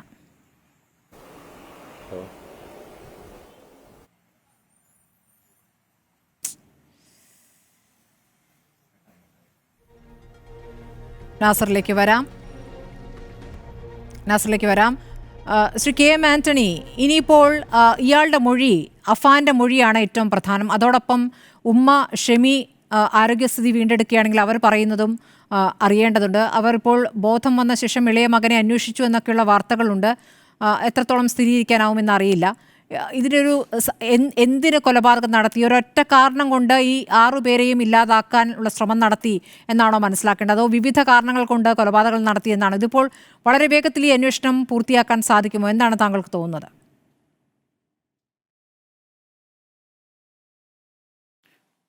ഇതിൽ അന്വേഷണം സാധാരണ നിലയ്ക്ക് പൂർത്തീകരിക്കാൻ സാധിക്കുകയുള്ളൂ. കാരണം ഇതൊരു നിസ്സാരമായ കേസല്ല. 5 പേരെ കൊലപ്പെടുത്തിയൊരു കേസാണ്. അപ്പോൾ അതിൻ്റെ സാവകാശം, അതിൻ്റെ സമയമെടുത്ത് അന്വേഷണം നടത്തട്ടെന്ന് മാത്രമാണ് ഇതിനകത്ത് പറയാനും. പോലീസ് അങ്ങനെ തന്നെ ആയിരിക്കും ചിന്തിക്കുന്നത്. തിരക്ക് പിടിച്ച് അല്ലെങ്കിൽ ഇയാളെ അന്വേഷണം പൂർത്തീകരിക്കാൻ പറ്റുമോ എന്ന് എനിക്ക് അറിഞ്ഞുകൂടാ. എന്നിരുന്നാലും ഒരു 90 ദിവസത്തിനകം അന്വേഷണം പൂർത്തീകരിച്ച് ചാർജ് കൊടുക്കുന്നത് ഉചിതമായിരിക്കും. അതിൽ ഇനിയിപ്പം ഈ അഫാൻ്റെ ഉമ്മ ആശുപത്രിയിൽ സംസാരിച്ചു എന്ന് പറയുന്നു. ഒരു ചാനലിൽ ആ ഉമ്മയുടെ സഹോദരൻ സംസാരിക്കുന്നതായിട്ട് കണ്ടു ആ രീതിയിൽ. അപ്പോൾ അവർക്ക് ഈ കാര്യങ്ങളെ സംബന്ധിച്ച് കൂടുതൽ പറയുവാനുണ്ടാവും. ഇത് കുടുംബ പ്രശ്നങ്ങൾ അല്ലെങ്കിൽ കുടുംബത്തിലുണ്ടായിട്ടുള്ള വിഷയങ്ങളുമായി ബന്ധപ്പെട്ട് തന്നെയാണ്. അതാണ് തൊട്ട് അയൽവാസികൾക്ക് പോലും ഇതെന്താണ് അവിടെ നടക്കുന്നതെന്ന് മനസ്സിലാക്കാൻ സാധിക്കാതെ വരുന്നത്. അപ്പം ആ പെൺകുട്ടിയെ വിളിച്ചു വരുത്തി പെൺകുട്ടിയുമായിട്ടുള്ള ബന്ധത്തിന് എതിർപ്പ് നിന്നവരാണോ എന്നുള്ളത് നമ്മൾ നോക്കണം. കാരണം ഇയാളുടെ ദമാമിലുള്ള പിതാവിൻ്റെ ബാധ്യത ഇയാൾക്ക് ഏറ്റെടുത്ത് നടത്താൻ പറ്റില്ല. ഇയാൾക്ക് സ്വന്തം ചെലവിന് പോലും സാമ്പത്തികം അല്ലെ പൈസ കയ്യിലില്ലാത്തൊരു വ്യക്തിയാണ്. കാരണം അത് അയാൾ പലരോടും കടം ചോദിക്കുന്നുണ്ട് എന്ന് പറയുന്നു. ഈ പറഞ്ഞ മൂത്തുമ്മ അല്ലെങ്കിൽ അവിടെ അയാളുടെ ഗ്രാൻഡ് മദറിൻ്റെ അടുത്ത് പോയും പൈസയോ അല്ലെങ്കിൽ ചെറിയ ആഭരണങ്ങളോ ഒക്കെ വാങ്ങിപ്പോകുന്നതായിട്ട് അറിയുന്നുണ്ട്. കാരണം ഇയാൾക്ക് ചിലവുണ്ട്. നല്ല രീതിയിൽ ചെറിയൊരു ചെറുപ്പക്കാരനാണ്. 23 വയസ്സാണ്. 2000-ന് ശേഷം ജനിച്ചിട്ടുള്ളതാണ്. പുതിയ തലമുറയിൽ പെട്ടയാളാണ്. വേറെ പ്രത്യേകിച്ച് ഇപ്പം അയൽവാസി നാസറുദ്ദീൻ പറഞ്ഞതുപോലെ അയാൾക്ക് പ്രത്യേകിച്ച് ജോലിയൊന്നുമില്ല. എന്നാൽ ചിലവുകൾ നടക്കുന്നുണ്ട്. ബൈക്കുണ്ട്, കാറുണ്ട്, ആ രീതിയിൽ നടക്കുന്നുണ്ട്. ഒരു പെൺകുട്ടിയെ പ്രേമിക്കുന്നുണ്ട്. അപ്പം അങ്ങനെയുള്ള കാര്യങ്ങൾക്ക് വേണ്ടി അയാൾക്ക് കാശ് ആവശ്യമുണ്ട്. ഇതിനകത്ത് ഒരു കാര്യം വ്യക്തമായിട്ട് പറയാൻ പറ്റും. കാരണം ഈ 5 പേരും മരണപ്പെട്ടിരിക്കുന്നത് ഒരേ കാരണം കൊണ്ട് എന്ന കേസിലേക്ക് കൊണ്ടുവരാൻ പറ്റില്ല. അങ്ങനെയാണെന്നുണ്ടെങ്കിൽ എന്തിനാണ് ആ സഹോദരനെ കൊന്നത്? 13 വയസ്സുള്ള അയാൾ ഏറ്റവും കൂടുതൽ സ്നേഹിക്കുന്നു എന്ന് പറയുന്ന ആ സഹോദരനെ കൊലപ്പെടുത്തേണ്ട കാര്യം എന്താണ്? അതുപോലെ തന്നെ അയാളുടെ കാമുകിയായിട്ടുള്ള പെൺകുട്ടിയെ വിളിച്ചു വരുത്തി കൊലപ്പെടുത്തേണ്ട കാര്യം എന്താണ്?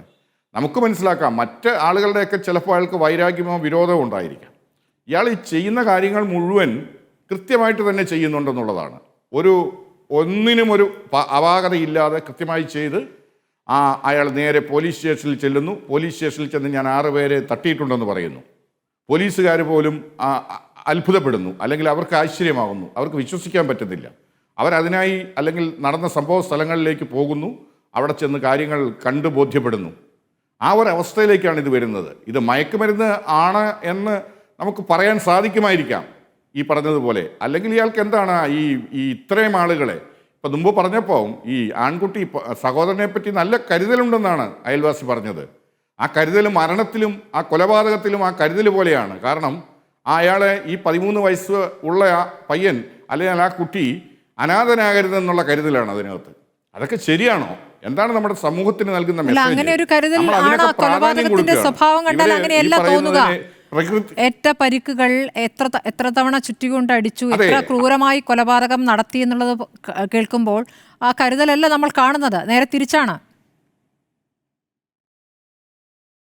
അല്ല, അതാണ് ഞാൻ പറഞ്ഞത്. ആ കരുതൽ എന്ന് പറഞ്ഞാൽ ക്രൂരമായി അടിച്ചു കൊലപ്പെടുത്തിയിരിക്കുകയാണ്. അതൊരു ബ്ലൻഡ് വെപ്പനാണ്. അതായത് ചുറ്റിക, ഒരേ ചുറ്റിക കൊണ്ടാണ് ഈ 5 പേരെയും കൊന്നിരിക്കുന്നത്. അപ്പം നമ്മൾ മനസ്സിലാക്കേണ്ടത് അയാളൊരു ഏതോ രീതിയിൽ അത്ര ആ ഒരു മാനസികാവസ്ഥയുണ്ട്. പക്ഷേ ആ മാനസികാവസ്ഥ ഉണ്ട് എന്നുള്ളതൊന്നും നമ്മളിപ്പോൾ ചർച്ച ചെയ്യേണ്ടതല്ല. അല്ല, പക്ഷേ ആദ്യം ഈ ഉമ്മയെ കൊന്ന ശേഷം ഈ പാങ്ങോട് ഒറ്റയ്ക്ക് താമസിക്കുന്ന സൽമാ ബീവി, ഉപ്പയുടെ ഉമ്മ, അവരെ കൊന്ന ശേഷം അവിടെ സ്വർണ്ണമാല 4 പവൻ വരുന്ന സ്വർണ്ണമാല എടുക്കുന്നുണ്ട്. അത് പണയം വെക്കാൻ കൊണ്ടുപോയി എന്നും പറയുന്നു. അങ്ങനെയാണെങ്കിൽ ഇയാൾ മരിക്കാൻ ഉദ്ദേശിച്ചില്ല എന്ന് വേണ്ട മനസ്സിലാക്കുക. അതിനുശേഷം നടക്കുന്ന കൊലപാതക പരമ്പര, പോലീസ് സ്റ്റേഷനിൽ എത്തിയ ശേഷമാണ് എലിവിഷം കഴിച്ചതെന്നും പറയുന്നു. അപ്പോൾ അയാൾ കൊന്ന ശേഷം ജീവിക്കാനാണോ ഉദ്ദേശിച്ചിരുന്നത്? അതുകൂടി സംശയിക്കേണ്ടിയിരിക്കുന്നു. പിന്നെ അങ്ങനെ അല്ലെങ്കിൽ പിന്നെ എന്തിനാണ് ആ മാല? കൊന്ന ശേഷം അല്ല, അതിൽ അയാൾക്ക് ജീവിതത്തിൽ പ്രതീക്ഷകൾ ഉള്ളതായിട്ടാണ് നമുക്ക് മനസ്സിലാക്കാൻ സാധിക്കുന്നത്. കാരണം ഇത്ര ആളുകളെ ഉറപ്പായിട്ടും കൊലപ്പെടുത്തിയിട്ട് പോലീസ് സ്റ്റേഷനിലെത്തി, പോലീസ് സ്റ്റേഷനിൽ കൃത്യമായ വിവരവും പറഞ്ഞതിന് ശേഷം കയ്യിൽ കരുതിയിരുന്ന എലിവിഷം അത് മരിക്കാനായിട്ടാണെങ്കിൽ അയാൾക്ക് പോലീസ് സ്റ്റേഷനിൽ പോയി പറയേണ്ട കാര്യമില്ല. അതല്ലെങ്കിൽ അയാൾക്ക് ഉറപ്പായും മരണം സംഭവിക്കുന്ന മറ്റു രീതികൾ അവലംബിക്കാമായിരുന്നു. അപ്പം നമ്മളിത് എല്ലാം കൂടെ ചേർത്ത് വായിക്കുമ്പോൾ നമുക്ക് തന്നെ ഒരു പൊരുത്തപ്പെടുന്ന രീതിയിലേക്ക് നിഗമനത്തിൽ എത്താൻ സാധിക്കുന്നില്ല. അപ്പോൾ അതെല്ലാം പോലീസ് വിശദമായിട്ട് അന്വേഷിക്കേണ്ടി വരും. അന്വേഷണം കൃത്യമായ ദിശയിൽ തന്നെ പോയിക്കൊണ്ടിരിക്കുകയാണ്. അപ്പോൾ അതിന് തീരുമാനം ഉണ്ടാവും അത് എന്തുകൊണ്ട് എന്നുള്ളത്. ചിലപ്പം ഉത്തരം കിട്ടാത്ത ചോദ്യങ്ങൾ മാത്രമായും ചിലപ്പം ഇത് അവശേഷിക്കാം. കാരണം ഉത്തരം കിട്ടാത്ത ചോദ്യങ്ങൾ പലപ്പോഴും നമ്മൾക്കൊരു ക്രിമിനലിൻ്റെ മനസ്സിൽ അല്ലെങ്കിൽ ക്രിമിനലിൻ്റെ പ്രവൃത്തിയിൽ നിന്ന് നമുക്കുണ്ടാകാം. അത് ചിലപ്പോൾ ഉണ്ടാകാറുണ്ട്, വളരെ റയറസ്റ്റ് ആയിട്ട്. തീർച്ചയായും അഫാന്റെ ഉമ്മയുടെയും മൊഴികളാണ് ഇതിൽ ഏറ്റവും നിർണായകമാവുക. ഇപ്പോൾ പോലീസ് സ്റ്റേഷനിലെത്തി പറഞ്ഞ കാര്യങ്ങൾ മാത്രമാണല്ലോ ഇപ്പോൾ പുറത്തേക്ക് വന്നിരിക്കുന്നത്. ആദ്യഘട്ടത്തിൽ പറഞ്ഞ കുറ്റം സമ്മതിച്ചുകൊണ്ട് പറഞ്ഞ കാര്യങ്ങൾ മാത്രം. ഞാനൊന്ന് ബന്ധുവിലേക്ക് പോകുന്നു. നാസർ റെഡി ആയിട്ടുണ്ട്. നാസർ, കേൾക്കാമോ? കേൾക്കാം. ഈ അഫാന്റെ കുടുംബവുമായി നിങ്ങൾക്കുള്ള ബന്ധം എന്താണ്? എന്റെ ശേഷാറിയാറ്റ്. മനസ്സിലായില്ല. ഹലോ, ബന്ധം എന്താണ്? എന്റെ ശേഷാറി മരുമകളായിട്ട് വരും. ഷെമിയുടെ ഓക്കെ. ഷെമി എന്റെ ഫാമിലിയിലുള്ള. ശരി, അവരുടെ ആരോഗ്യം ഇപ്പൊ എങ്ങനെയുണ്ട്? ആരോഗ്യം ഞാൻ 2 പ്രാവശ്യം കയറി കണ്ടു. പിന്നെ ആരോഗ്യം തിരിച്ചു വരും എന്നുള്ളതിലാണ്. കാരണം അവള് എന്നോട് സംസാരിച്ചു, ഇളയ മോനെ കൊണ്ടുവന്ന് കാണിക്കണം എന്നൊരു 3-4 പ്രാവശ്യം അവൾ പറഞ്ഞു. അവർ പറച്ചില്ല. എൻ്റെ കൂടെ ഡോക്ടറും നഴ്സുമാരും ഉണ്ടായിരുന്നു. അവർക്കും ഒരു പ്രയാസം തോന്നി കണ്ടുകൊണ്ടിരുന്നപ്പോൾ. അവള് പറയുന്നത് എൻ്റെ മോനെ കൊണ്ട് കാണിക്കണം മാമച്ചി എന്ന് പറഞ്ഞു. എന്താണ് സംഭവിച്ചത്? എന്തെങ്കിലും പറയുന്നുണ്ടോ? എന്താണ് സംഭവിച്ചത്? എന്തെങ്കിലും പറയുന്നുണ്ടോ?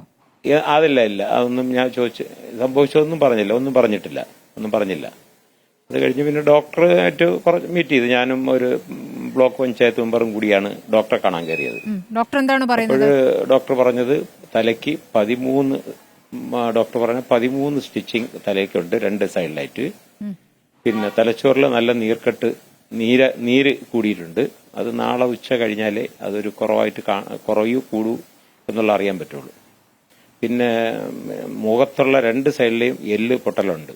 കണ്ണിന് തൊട്ട് താഴെയുള്ള പാസ്പോർട്ട് അത് 2 പൊട്ടലുണ്ട്. പിന്നെ വാ തുറന്ന് ആഹാരം കഴിക്കാൻ ഉടനെ കഴിയില്ല.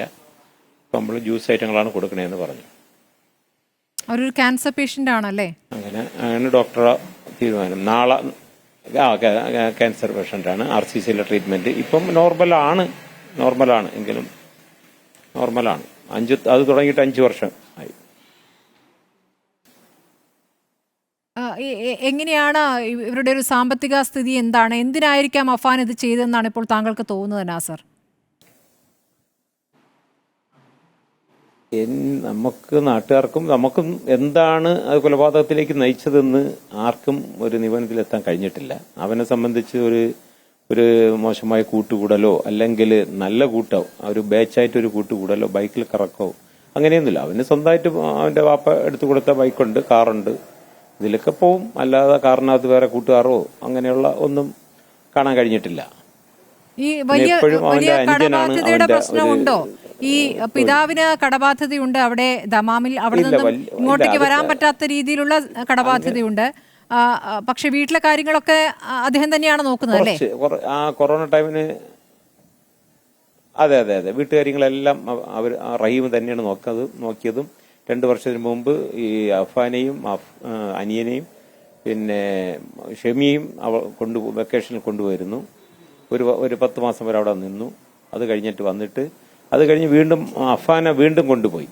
പിന്നെ അവനെന്താ ഇവിടെ തിരിച്ചു വരണമെന്നാണ്ട് തിരിച്ചു വരികയാണ് ചെയ്തത്. കടബാധ്യത അങ്ങനെ ഒരു വലിയൊരു ബാധ്യത ഒന്നുമില്ല. അവന് അവിടെ ഒരു ബിസിനസ്സിൽ ഒരു ചെറിയ ഫാൾട്ട് പറ്റി, അതിന്റെ ഒരു കടബാധ്യതയാണ്. അല്ലാതെ ഇവിടെ അങ്ങനെ ഒരു സ്വത്തോ അങ്ങനെ ഒരു കുടുംബ സ്വത്തോ അങ്ങനെ 2 പേർക്കും ക്ഷമിക്കും. വീട് വിറ്റ് കടം വിട്ടാനുള്ള ശ്രമത്തിലായിരുന്നു എന്ന് കേൾക്കുന്നു. ഈ വീട് വിൽക്കാനുള്ള അല്ലേ എന്ന് കേൾക്കുന്നു. അത് ഇപ്പൊ കേൾക്കുന്നതാണ്. അങ്ങനെ ഒരു സംഭാഷണം ഉണ്ടായിട്ടില്ല എന്നാണ് എനിക്ക് കിട്ടിയിട്ടില്ല. നിങ്ങൾക്കറിയില്ല? ഈ വസ്തു തന്നെ 10 സെന്റ് വാങ്ങി 5 വർഷം മേടിച്ചിട്ടിട്ടാണ് അറിയില്ല. ഈ വസ്തു തന്നെ 15 വർഷമായി. 5 വർഷം വെറുതെ ഇട്ടിരുന്നു കാശില്ലാത്തത്. പിന്നീടാണ് പണി തുടങ്ങി കുറേശ്ശെ പണി ചെയ്ത് പൂർത്തിയാക്കിയത്. അങ്ങനെയാണ് അതിന്റെ കടങ്ങളൊക്കെ ഏതാണ്ട് തീർത്തു. എനിക്കറിയാന്നുള്ളതുകൊണ്ട് അഫാൻ ആ പെൺകുട്ടിയോട് ഉണ്ടായിരുന്ന ഇഷ്ടം വീട്ടുകാർക്ക് താല്പര്യമുണ്ടായിരുന്നില്ല, ഫർസാനുമായിട്ടുള്ള പ്രണയം ഇഷ്ടമായിരുന്നില്ല, അതിനുശേഷമുള്ള പ്രതികാരം എന്നൊക്കെയാണല്ലോ പലതരത്തിൽ പറഞ്ഞു കേൾക്കുന്നത്. അതേക്കുറിച്ച് എന്തെങ്കിലും അറിയാമോ? അങ്ങനെയാണെങ്കിൽ ആ പെൺകുട്ടിയെ എന്തിനു കൊല്ലണം എന്നൊരു ചോദ്യം കൂടി ഉണ്ടല്ലോ. ഇല്ല, അതിനെക്കുറിച്ച് അതെ അതിനെക്കുറിച്ചൊന്നും എനിക്കറിയില്ല. കാരണം ഞാൻ 4 ദിവസത്തിന് മുമ്പ് ആറ്റിങ്ങൽ റോഡിൽ നിന്ന് എൻ്റെ വീട്ടിൽ നിന്നും വലിയട്ടയ്ക്കൽ ജംഗ്ഷനിൽ നിന്ന് ഞാൻ വെഞ്ഞാറമൂടിലേക്ക് വരുന്ന വഴിക്ക് പെട്രോൾ പമ്പിന്റെ അവിടെ പെട്രോൾ പമ്പുണ്ട്, അതിന്റെ ഫ്രണ്ട് വെച്ച് ഞാൻ ഈ പെൺകുട്ടിയെയും അഫാനെയും കണ്ടു ബൈക്കിൽ പോകുന്നു. ഞാനും ബൈക്കിലാണ് ഇങ്ങോട്ട് വന്നത്. അവർക്ക് രണ്ടുപേർക്കും ഹെൽമെറ്റ് ഇല്ലാത്തതുകൊണ്ട് എനിക്ക് പെട്ടെന്ന് ആളിനെ തിരിച്ചറിയാൻ കഴിഞ്ഞു. അഫാനാണെന്ന് മനസ്സിലായി. ഞാൻ കൂടുതൽ ശ്രദ്ധിക്കാൻ പോയില്ല. എന്നെ കണ്ടു, ഞാനും കണ്ടു. അങ്ങനെ അത് മാത്രമേ എനിക്ക്. അതിനുശേഷമാണ് ഇങ്ങനൊരു ഇപ്പം 4 ദിവസമേ ഉള്ളത്. അപ്പം ഇങ്ങനെ അവൻ്റെ ഒരു ബന്ധം ഉണ്ടെന്നുള്ളത് ഞാൻ അന്നാണ് അറിയുന്നതും നേരിട്ട് കാണുകയും ചെയ്തു. ഈ വീട്ടുകാർ എപ്പോഴും നിങ്ങളെ ആ കുടുംബമായിട്ട് സംസാരിക്കാറൊക്കെ ഉണ്ടോ? എന്താണ് യഥാർത്ഥത്തിൽ ആ വീട്ടിലൊരു പ്രശ്നം ഉണ്ടായിരുന്നതായിട്ട് നിങ്ങൾക്ക് ആർക്കും അറിയില്ല അല്ലേ? ബന്ധുക്കൾക്കാർക്കും അറിയില്ല? ഇല്ല ഞാൻ 1 വർഷം കൊണ്ട് ഞാൻ കൂടുതൽ ഇവനും അഫാനും വലുതായല്ലോ, വീട്ടിലെ ഒരു ഉത്തരവാദിത്തം ഏറ്റെടുക്കാനുള്ള സമയമായപ്പം ഞാനും ഇങ്ങോട്ട് വലുതായിട്ട് ശ്രദ്ധിക്കാറില്ലായിരുന്നു. അതിന് മുമ്പ് ഞാൻ ശ്രദ്ധിക്കുമായിരുന്നു. അവർക്ക് RCCയിൽ കൊണ്ടുപോകാനും അല്ലെങ്കിൽ RCCയിലെ ട്രീറ്റ്മെന്റിനുള്ള എല്ലാ കാര്യങ്ങളും ഞാൻ തന്നെ മുൻപന്തിയിൽ നിന്നതും ബാക്കിയുള്ള എല്ലാ കാര്യങ്ങളിലും ഞാൻ തന്നെ മുൻപന്തിയിലുള്ളത്. എല്ലാ കാര്യവും എന്നെ അറിയിക്കുമായിരുന്നു. ഇപ്പം അഫാനും കുറച്ച് മേജർ ആയതിനു ശേഷം ഞാൻ ഇങ്ങോട്ട് കൂടുതൽ ശ്രദ്ധിക്കാറില്ല. വീട്ടിലെ കാര്യങ്ങളൊക്കെ അഫാനാണ് നോക്കിയിരുന്നത്. അഫാന് 23 വയസ്സായ മോനല്ലേ. വരുമാനം വാപ്പാടെ വരുമാനമാണ്, അല്ലാതെ വേറൊരു വരുമാനം ഇല്ല. പിന്നെ കേറ്ററിങ്ങിനും ഇതിനൊക്കെ ഇടയ്ക്ക് പോവാറുണ്ടായിരുന്നു. അത് മാത്രമേ ഉള്ളൂ, അല്ലാതെ ഒരു വരുമാനം വീട്ടിൽ നിന്നില്ലല്ലോ. ഷെമി പിന്നെ കുറച്ച് ബാക്ക് സൈഡിൽ കുറച്ച് കോഴിയൊക്കെ മുമ്പ് മുട്ടക്കോഴിയൊക്കെ വളർത്തി അങ്ങനെ ആദായം എടുത്ത് കഴിഞ്ഞു പോകുമായിരുന്നു. അങ്ങനെയാണ് പോയിക്കൊണ്ടിരുന്നത്. ശരി. ശ്രീ DK മുരളി, ഇപ്പോൾ ഈ സംഭവം നമുക്ക് തരുന്ന ഒരു പാഠം എന്താണ്? ഇപ്പോൾ അയൽവാസികൾക്കായാലും ബന്ധുക്കൾക്കായാലും എന്താണ് യഥാർത്ഥത്തിൽ സംഭവിച്ചതെന്ന് മനസ്സിലാക്കാനാകുന്നില്ല. എല്ലാ വീടുകളും ഓരോ തുരുത്തുകളാണ്. അവരുടെ സ്വകാര്യതയിൽ അങ്ങ് കഴിഞ്ഞു പോകുന്നു. സ്വകാര്യതയിൽ ആരും ഇടപെടണമെന്നല്ല, പക്ഷേ ഒരു വീട്ടിൽ എന്തെങ്കിലും ബുദ്ധിമുട്ട് അനുഭവിക്കുന്നുണ്ടോ, അവിടെ എന്തെങ്കിലും കുഴപ്പമുണ്ടാകാൻ പോകുന്നുണ്ടോ എന്തെങ്കിലും ഒരു സൂചനയെങ്കിലും ചുറ്റുമുള്ളവർക്ക് വേണ്ടേ? എന്താണ് ഇത്തരം കാര്യങ്ങൾ തടയാൻ പറ്റുക എന്നൊരു ആലോചനയിലേക്ക് എത്തേണ്ട സമയമായില്ലേ? തീർച്ചയായിട്ടും ഇത്തരത്തിൽ ഒരു ചെറുപ്പക്കാരൻ്റെ മനസ്സിലേക്ക് ഇപ്പോൾ ബഹുമാന്യായ മനഃശാസ്ത്ര വിദഗ്ധ കൂടിയായ മാഡം പറഞ്ഞതുപോലെ ഡബിൾ പേഴ്സണാലിറ്റിയോ മൾട്ടി പേഴ്സണാലിറ്റിയോ ഒക്കെ രൂപപ്പെട്ടു വരുന്നതിൻ്റെ പശ്ചാത്തലമെന്ത് എന്ന് തീർച്ചയായിട്ടും സമൂഹം മനസ്സിലാക്കേണ്ടതുണ്ട്. ഇപ്പോൾ ചെറുപ്പക്കാരാകെ വഴിതെറ്റി പോകുന്നു എന്ന് നമുക്ക് പറയാനാകില്ലെങ്കിലും ഇത്തരം വഴിതെറ്റലുകൾ സമൂഹത്തെ വല്ലാത്ത നെഗറ്റീവായി ഇഫക്റ്റ് ചെയ്യുന്നു എന്നുള്ളത് നമുക്ക് എല്ലാവർക്കും അറിയാവുന്നതാണ്. ഇത് തന്നെ ഇയാളുടെ ഈ കൊലപാതക രീതികൾ പരിശോധിച്ചാൽ മോഡസ് ഓപ്പറാൻഡി തന്നെ ഒരു പ്രൊഫഷണൽ കില്ലറുടെ വൈദഗ്ധ്യത്തോടെയാണ്. പുറത്ത് ആരും അറിയുന്നില്ല.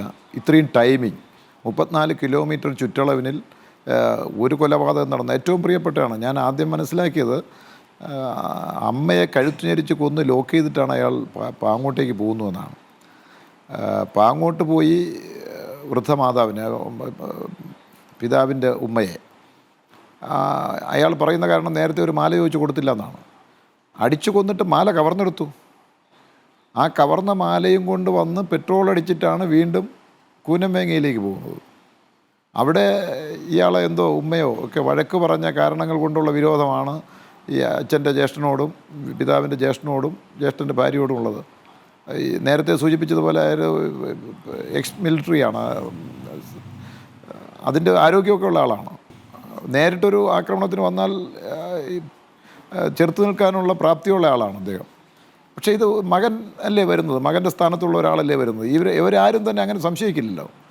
അപ്പോൾ ഇത് ഉപയോഗിച്ചുകൊണ്ടാണ് അയാൾ വളരെ ആസൂത്രിതമായി കൊലപ്പെടുത്തുന്നത്. ഒരു കൊലപാതകം ഇത്രയും പ്രിയപ്പെട്ടവരെ കൊന്നിട്ട് പോലും അയാളുടെ മനസ്സിനൊരു ചാഞ്ചല്യം ഉണ്ടായിട്ടില്ല. അയാൾ മനസ്സിൽ കരുതിയതുപോലെ എല്ലാം പൂർത്തിയാക്കിയതിന് ശേഷം അയാൾ ആത്മഹത്യ ചെയ്തു എന്ന് പറഞ്ഞാൽ ആത്മഹത്യ ചെയ്താൽ മതിയല്ലോ. വേണമെങ്കിൽ കുറിപ്പ് എഴുതി വെച്ചിട്ട് ഒരു എന്താ സൂയിസൈഡ് നോട്ട് എഴുതി വെച്ചിട്ട് വേണമെങ്കിൽ ആത്മഹത്യ ചെയ്യാമല്ലോ. അതുമല്ല, അതിലൊരു പ്ലാനിങ് ഉണ്ട് അയാൾക്ക്. മറ്റാരുടെയെങ്കിലും ഈ ഉത്തരവാദിത്വം ഏൽപ്പിക്കരുതെന്ന് ഒരു പക്ഷേ അയാൾ കരുതി കാണും. നേരെ സ്റ്റേഷനിൽ പോയി സറണ്ടർ ചെയ്യുകയാണ്. എലിവിഷം കഴിച്ചിട്ടുണ്ടെങ്കിൽ പോലും അതിൽ വളരെ അളവ് കുറച്ച് ജീവിക്കാൻ കഴിയുന്ന രൂപത്തിലാണ്. വാപ്പുമ്മയുടെ മാല കവർന്നത് അത്യാവശ്യം അപ്പോഴുള്ള ആവശ്യങ്ങൾ നിർവഹിക്കാൻ വേണ്ടിയായിരിക്കണം, അല്ലാതെ വേറെ സമ്പാദ്യത്തിന് വേണ്ടിയാകും എന്ന് നമുക്ക് കരുതാനാവില്ല. അയാൾക്ക് അടുപ്പമുള്ള അല്ലെങ്കിൽ അയാളെ സംബന്ധിച്ച് വ്യക്തമായ വിവരങ്ങൾ അറിയാവുന്ന അയാളുടെ കൺമുന്നിലുള്ള എല്ലാവരെയും അയാൾ കൊന്നു. ഇനി വാപ്പ മാത്രമാണോ പെൺകുട്ടിയെ വീട്ടിലെത്തിച്ചിട്ടാണ് കൊല്ലുന്നത്? തനിക്ക് ശേഷം ആ പെൺകുട്ടിക്ക് ആരും ഉണ്ടാകില്ല എന്ന തോന്നലാണ് കൊന്നതെന്നൊക്കെയാണ് പറഞ്ഞതായി കേൾക്കുന്നത്. അങ്ങനെയൊക്കെ കരുതുന്ന രൂപത്തിലാണ് ആ കൊലപാതകം നടത്തിയിരിക്കുന്നത്. അയാളുടെ വെർഷൻ. അതെ അതെ, അയാളുടെ വെർഷൻ. ഞാൻ ചോദിക്കട്ടെ, അതിൻ്റെ ഒരു മറുവശം ഉണ്ടാവുമല്ലോ. ഒരുപക്ഷെ പെൺകുട്ടിയുമായിട്ട് അടുത്തതിന് ശേഷം ഇയാളെ സംബന്ധിച്ചുള്ള കൂടുതൽ വിവരങ്ങൾ പെൺകുട്ടിക്ക് അറിയാമായിരിക്കുമല്ലോ. പെൺകുട്ടി അവശേഷിച്ചാൽ കുറേ തെളിവുകൾ ഇയാൾക്കെതിരെ വരുമോ? അങ്ങനെയും ആവാം. ഇത് ഈ പറയുന്നത് പോലെ ഒരുപാട് ദുരൂഹതകൾ ഇതിൽ ബാക്കി വെച്ചിട്ടുണ്ട്. ഇതെല്ലാം അന്വേഷിച്ച് ഇപ്പോൾ നിങ്ങളെല്ലാം പറഞ്ഞതുപോലെ ഈ ഷെമിയുടെ ജീവൻ തിരിച്ചു കിട്ടുകയാണെങ്കിൽ കുറേ വിവരങ്ങൾ അവരിൽ നിന്ന് കിട്ടും. ഈ പെൺകുട്ടിയുമായിട്ടുള്ള ബന്ധത്തിൻ്റെ ഗ്രാവിറ്റിയും അപ്രോച്ചും ഒക്കെ അവരുടെ രക്ഷകർത്താക്കളിൽ നിന്നും കുറേ വിവരങ്ങൾ കിട്ടിയെന്ന് വരും. കുറച്ച് ഈ റഹീമിൽ നിന്നോ, എന്തായാലും മകനെ സംബന്ധിച്ച് കുറച്ച് വിവരങ്ങൾ റഹീമിൽ നിന്ന് അറിയാമായിരിക്കുമല്ലോ. ഉമ്മയോട് വഴക്ക് കൂടുന്ന പ്രകൃതം ഉണ്ടെന്നൊക്കെയാണ് റഹീമിൽ നിന്ന് അറിയാൻ കഴിഞ്ഞത്. അപ്പോൾ അത് നാട്ടിലൊന്നും ആർക്കും അറിയില്ല, പക്ഷേ കുടുംബത്തിനകത്ത് അത്തരം വഴക്കൊക്കെ ഉണ്ടായിരുന്നു. ഇയാളുടെ പിന്നെ ഒരു കാര്യം എന്ന് പറഞ്ഞാൽ, ഇയാൾ ഈ ഉത്തരവാദിത്വങ്ങൾ മറ്റാരുടെയും തലയിലേൽപ്പിക്കാതെ അയാൾ ഒളിച്ചോടി പോവുകയോ സൂയിസൈഡ് ചെയ്യുകയോ ചെയ്യാതെ പോലീസിൽ പോയി ഈ കാര്യങ്ങളെല്ലാം പറഞ്ഞു. അല്ലെങ്കിൽ സ്ഥിതി എന്താകുമായിരുന്നു? കൂടുതൽ വഷളാകുമായിരുന്നു. ഞാൻ ആദ്യം മരണം അറിഞ്ഞു ചെല്ലുന്നത് പാങ്ങോടാണ്. പാങ്ങോട് ചെല്ലുമ്പോൾ ആ വൃദ്ധമാതാവിന് പോലീസും ഉണ്ട് അവിടെ. അവരൊരു കാല് തെറ്റി വീണതാകാം എന്ന അഭ്യൂഹമാണ് അവിടെ പരക്കെ ഉള്ളത്. ഇങ്ങനൊരു കൊലപാതകം അവിടെ നടക്കുമെന്ന് ആരും ഊഹിച്ചിരുന്നില്ല. ഇയാളുടെ മൊഴിയിൽ നിന്നാണ്. ഇയാൾ മൊഴി പറയുമ്പോൾ അങ്ങനെ പാങ്ങോടൊരു കൊലപാതകം നടന്നിരിക്കുന്നു, അത് സത്യമായി. അതുകൊണ്ടാണ് പോലീസും പെട്ടെന്ന് വിശ്വസിച്ച് അടിയന്തരമായി രംഗത്തിറങ്ങിയിട്ടുള്ളതാകും എന്നാണ് എനിക്ക് തോന്നുന്നത്. അപ്പോൾ ഒരു വ്യക്തത വരേണ്ട ഒരു മനസ്സിൻ്റെ ഉടമയായി അയാൾ മാറിയിട്ടുണ്ട്. പുറത്തു കാണുന്നതല്ല അയാളുടെ അകം മനസ്സ്. അങ്ങനെ ചെറുപ്പക്കാർ എങ്ങനെ മാറുന്നു? ഈ വയലൻസ് കൂടുന്നതിന് വേണ്ടിയുള്ള പശ്ചാത്തലം എന്താണ്? ഈ ആധുനികമായ സാങ്കേതിക വിദ്യകളും അത് ഇത്രയും പ്ലാൻ ചെയ്യാൻ അയാൾക്ക് എങ്ങനെ പറ്റി? ഇതെല്ലാം നമുക്ക് യഥാർത്ഥത്തിൽ അന്വേഷിച്ച് പുറത്ത് കൊണ്ടുവരേണ്ട കാര്യങ്ങളാണെന്നാണ് എനിക്ക് തോന്നുന്നത്. ഏതായാലും ഇത്തരം പ്രവണതകൾ പുതിയ ചെറുപ്പക്കാരിൽ ഉണ്ടാകാതിരിക്കാൻ നമുക്ക് ആവശ്യമായ എല്ലാ ജാഗ്രതയും പുലർത്തേണ്ടതുണ്ട് എന്നുള്ളതിന് യാതൊരു തർക്കവുമില്ല. നാസറിലേക്ക് ഒരിക്കൽ കൂടി. നാസർ, ഇപ്പോൾ പിതാവിന് നാട്ടിലേക്ക് വരാൻ പറ്റാത്ത ഒരു സാഹചര്യമുണ്ട്. അവിടുത്തെ നിയമവ്യവസ്ഥ അനുസരിച്ച് നാട്ടിലേക്ക് ഇപ്പോൾ വരാൻ പറ്റാത്തൊരവസ്ഥയാണ് അവിടുത്തെ കടബാധ്യത മൂലം വന്നിരിക്കുന്നത്. എന്തെങ്കിലും പ്രത്യേക അനുമതി തേടുമോ ഇപ്പോൾ ഈ ഇത്രയും വലിയൊരു ദുരന്തമുണ്ടായ പശ്ചാത്തലത്തിൽ? മാത്രമല്ല, ഭാര്യ അതിക്രൂരമായി ആക്രമിക്കപ്പെട്ടപ്പോൾ ആശുപത്രിയിൽ കൂടിയാണല്ലോ. അതെ, ഇനിയിപ്പം എന്തായാലും ഇതിപ്പം അടക്കം കഴിഞ്ഞ് നാളെ എന്തെങ്കിലും വഴി കണ്ടെത്താന്നുള്ള തീരുമാനത്തിലാണ്. അവിടെ ഇതിൻ്റെ സംഘാടകരൊക്കെ ഞാൻ ഇന്നൊരു മെസ്സേജ് ഇട്ടിട്ടുണ്ട്. അതിന് റിപ്ലൈ വന്നാന്നുള്ളത് ഞാൻ നോക്കാൻ സമയം കിട്ടിയില്ല. എന്തായാലും അതിൻ്റെ പിറകിൽ നാളെ തൊട്ട് ഒന്ന് ഇറങ്ങാം എന്ന് വിചാരിക്കുകയാണ്. വരുത്തണമല്ലോ അവിടുത്തെ. റഹീമിനോട് സംസാരിച്ചിരുന്നു? റഹീം മെസ്സേജ് ഇട്ടിരുന്നു. എനിക്ക് അല്ല, വിളിച്ചില്ല, മെസ്സേജ് ഇട്ടിരുന്നു. എന്താണ് പറയുന്നത്? മെസ്സേജ് ഇട്ടിരുന്നു. എന്താണ് പറയുന്നത്? വരാൻ ഉടനെ കഴിയില്ല, ഞാൻ ചെറിയൊരു പ്രശ്നം, അതെ, വരാൻ ഉടനെ കഴിയില്ല എന്ന് മാത്രമേ പറയുന്നുള്ളൂ. ഈ ഭാര്യയുടെ കാര്യത്തിൽ ഇനിയിപ്പോൾ ആരാണ് അവർക്കൊരു സഹായത്തിനുണ്ടാവുക? ഇന്ന് സഹോദരൻ വന്നിട്ടുണ്ട്. ഇന്ന് രാവിലെ സഹോദരൻ വന്നിട്ടുണ്ട്. എന്നാൽ സഹായം എന്ന് പറയുന്നത് വലിയ ബുദ്ധിമുട്ടിലാണ് ഇപ്പം മുന്നോട്ട് പോകാനുള്ളത്. ആശുപത്രിയിലാണല്ലോ, ICUലാണല്ലോ. അപ്പം അവിടുത്തെ കാര്യങ്ങൾ മുന്നോട്ട് പോകണമെങ്കിൽ വളരെ വളരെ ബുദ്ധിമുട്ടിലേക്കാണ് അത് പോകുന്നത്. ഒന്ന് അത് സഹായിക്കാനോ അല്ലെങ്കിൽ അതിനൊരു പോംവഴി കണ്ടെത്തേണ്ടിയിരിക്കണം. അത് സംഘടനകൾ അല്ലെങ്കിൽ അതിൻ്റെ എന്താണെന്നുള്ള ഇനിയിപ്പം അത്ര കഴിഞ്ഞാലേ അതിനൊരു തീരുമാനം ഉണ്ടാക്കാൻ പറ്റുള്ളൂ. ബഹുമാനപ്പെട്ട MLA നമ്മളോടൊപ്പം ഉണ്ടല്ലോ. അത് MLA കുറെ ചോദിക്കുന്നതാണ് നല്ലതെന്ന് എനിക്ക് തോന്നുന്നു. അതെ. കാരണം ഒരു കൂട്ടക്കൊലപാതകം നമ്മുടെ നാട്ടിൽ നടന്നു പോയില്ലേ. ഇവര് അങ്ങനെ ഒരു വരുമാനമോ അല്ലെങ്കിൽ മുൻകൂട്ടിയുള്ള പൈസയോ ഒന്നും കയ്യിലില്ല. വളരെ ദയനീയമായ സ്ഥിതിയിലാണ് ആ ഫാമിലി മൊത്തത്തിൽ, ഷെമിയുടെ ഫാമിലി മുന്നോട്ട് പോയിക്കൊണ്ടിരിക്കുന്നത്. അതിൽ നിന്നും ഒരു കുറച്ച് പൈസ മറിക്കാനോ അല്ല ആരെക്കൊണ്ട് കഴിയാത്ത സ്ഥിതിയാണ് ഇന്നിപ്പോൾ ഉള്ളത്. അന്നും തീർച്ചയായും ഡോക്ടർ എൽ സി ഉമ്മനിലേക്ക് കൂടി. ഡോക്ടർ എൽ സി ഉമ്മൻ, ഇപ്പോൾ ഇനി ഈ ഷെമിയുടെ മാനസികാവസ്ഥ, അത് മാനസികാരോഗ്യം അതും പ്രധാനമാണല്ലോ. ഇപ്പോൾ എല്ലാവരും നഷ്ടപ്പെട്ടു, അവരത് അറിഞ്ഞിട്ട് പോലുമില്ല. ക്യാൻസർ പേഷ്യൻ്റാണ്. അതിനിടയ്ക്കാണ് ഇങ്ങനെയൊരു ദുരന്തം കൂടി ഉണ്ടായിരിക്കുന്നത്. ആ പരിക്കിൽ നിന്ന് തന്നെ ഭേദമാകാൻ തന്നെ സമയമെടുക്കുമെന്നുള്ള വിവരങ്ങൾ ലഭിക്കുന്നു. എങ്ങനെയാണ് അവർക്കൊരു തിരിച്ചുവരവ് സാധ്യമാവുക എൽ സി ഉമ്മൻ? തീർച്ചയായിട്ടും അവർ ശരിക്കും പറഞ്ഞാൽ ഒരു പോരാളി തന്നെയാണ്. കാരണം ക്യാൻസർ എന്നുള്ളൊരു മാരക രോഗത്തെ അതിൻ്റെ ഒരു സർവൈവറാണ്. അത് തന്നെയല്ല, വീട്ടിൽ സാമ്പത്തിക പ്രശ്നം, ഭർത്താവിൻ്റെ സാമ്പത്തിക ക്ലേശം, വിദേശ രാജ്യത്ത് അവിടെയുള്ള കടബാധ്യത, ഇതൊക്കെ ഉണ്ടെങ്കിലും അവർ നന്നായി തന്നെ പൊരുതി മുന്നിട്ട് വന്ന ഒരു സ്ത്രീയാണ്. അപ്പോൾ തീർച്ചയായിട്ടും അവരുടെ കോപ്പിംഗ് സ്കിൽസ് സാധാരണയിൽ കവിഞ്ഞും ഉള്ളതായിരിക്കട്ടെ എന്നാണ് ഞാൻ ആഗ്രഹിക്കുന്നത്. കാരണം ഇത്രയും വലിയൊരു ദുരന്തം പ്രിയപ്പെട്ടവരും സ്വന്തം മകനും ഒക്കെ കണ്ണിന്റെ മുന്നിൽ ഇങ്ങനെ, അതും മറ്റൊരു മകന്റെ കയ്യാലെ ഇങ്ങനെയൊക്കെ സംഭവിക്കുമ്പോൾ അവർക്കുണ്ടാകുന്ന ഒരു മാനസിക വ്യഥ എന്ന് പറയുന്നത് നമുക്ക് പറയുന്നതിലും അപ്പുറമാണ്, നമുക്ക് വിവരിക്കാവുന്നതിലും അപ്പുറമാണ്. ഈ പോസ്റ്റ് ട്രോമാറ്റിക് സ്ട്രെസ് ഡിസോർഡർ ഒക്കെ പിന്നീട് ഇത് റീലീവ് ചെയ്ത് ഫ്ലാഷ് ബാക്സ് ആയിട്ട്, മെമ്മറീസ് ആയിട്ട്, അല്ലെങ്കിൽ വിഷ്വലൈസേഷൻ ആയിട്ട് ഒക്കെയും അതേ ആ ഇന്റൻസിറ്റിയോടെ കണ്ണിന്റെ മുമ്പിൽ ആദ്യമേ കണ്ട അതേ തീവ്രതയോടെ വീണ്ടും വീണ്ടും കാണാനുള്ള സാധ്യതയൊക്കെ ഉണ്ട്. അപ്പോൾ അങ്ങനെയൊന്നും ഉണ്ടാവാതെ അവർ ഇത്രയും നാൾ പോരാടി വന്നതുപോലെ തന്നെ വീണ്ടും കോപ്പിംഗ് സ്കിൽസ് മുൻപത്തെക്കാട്ടിലേറെ ശക്തമായിട്ട് തന്നെ അവർക്ക് മുന്നേറാൻ കഴിയട്ടെ എന്ന് മാത്രമേ ഇപ്പോൾ നമുക്ക് ആഗ്രഹിക്കാൻ പറ്റുള്ളൂ. ഇപ്പോൾ ഈ വെഞ്ഞാറമൂട് ദുരന്തത്തിന് തൊട്ട് മുൻപുള്ള ചില ദൃശ്യങ്ങൾ കൂടി പുറത്തു വരികയാണ്, CCTV ദൃശ്യങ്ങൾ. ഈ വെഞ്ഞാറമൂട് കൊലപാതകത്തിന് മുൻപ് ഈ അഫ്ഗാൻ്റെ അനുജൻ അഫ്ഗാൻ കുഴിമന്തി വാങ്ങാനെത്തുന്നതിൻ്റെ ദൃശ്യങ്ങളാണിപ്പോൾ കാണുന്നത്. ഒരു ഓട്ടോറിക്ഷയിലാണ് കുട്ടി ഒറ്റയ്ക്ക് ഓട്ടോറിക്ഷയിൽ പോയിട്ട് കുഴിമന്തി വാങ്ങുകയായിരുന്നു. അവിടെ നിന്നുള്ള CCTV ദൃശ്യങ്ങളാണ് ഇപ്പോൾ പുറത്തു വന്നിരിക്കുന്നത്. ശ്രീ കെ എം ആൻ്റണി, സങ്കടകരമാണ്. ഒരൊറ്റ ചോദ്യത്തിൽ നമുക്ക് ഈ ചർച്ചയെ അവസാനിപ്പിക്കാം. ഈ കേസിൽ ഒരു വ്യക്തത വരാൻ നമുക്കിനി എത്ര കാത്തിരിക്കേണ്ടി വരും? ഈ കേസിൽ വ്യക്തത വരാനായിട്ട് ദിവസങ്ങൾ മാത്രം മതിയാവും.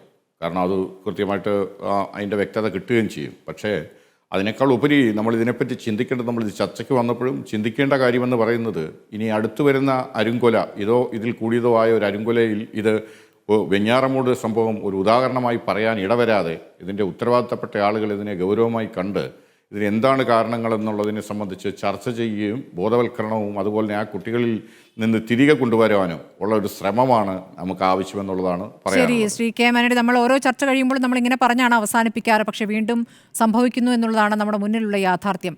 വളരെ നന്ദി Shri DK Murali MLA, K M Antony retired SP, Nasruddin അയൽവാസി, നാസർ ബന്ധു, ഡോക്ടർ LC ഉമ്മൻ മനഃശാസ്ത്ര വിദഗ്ധ.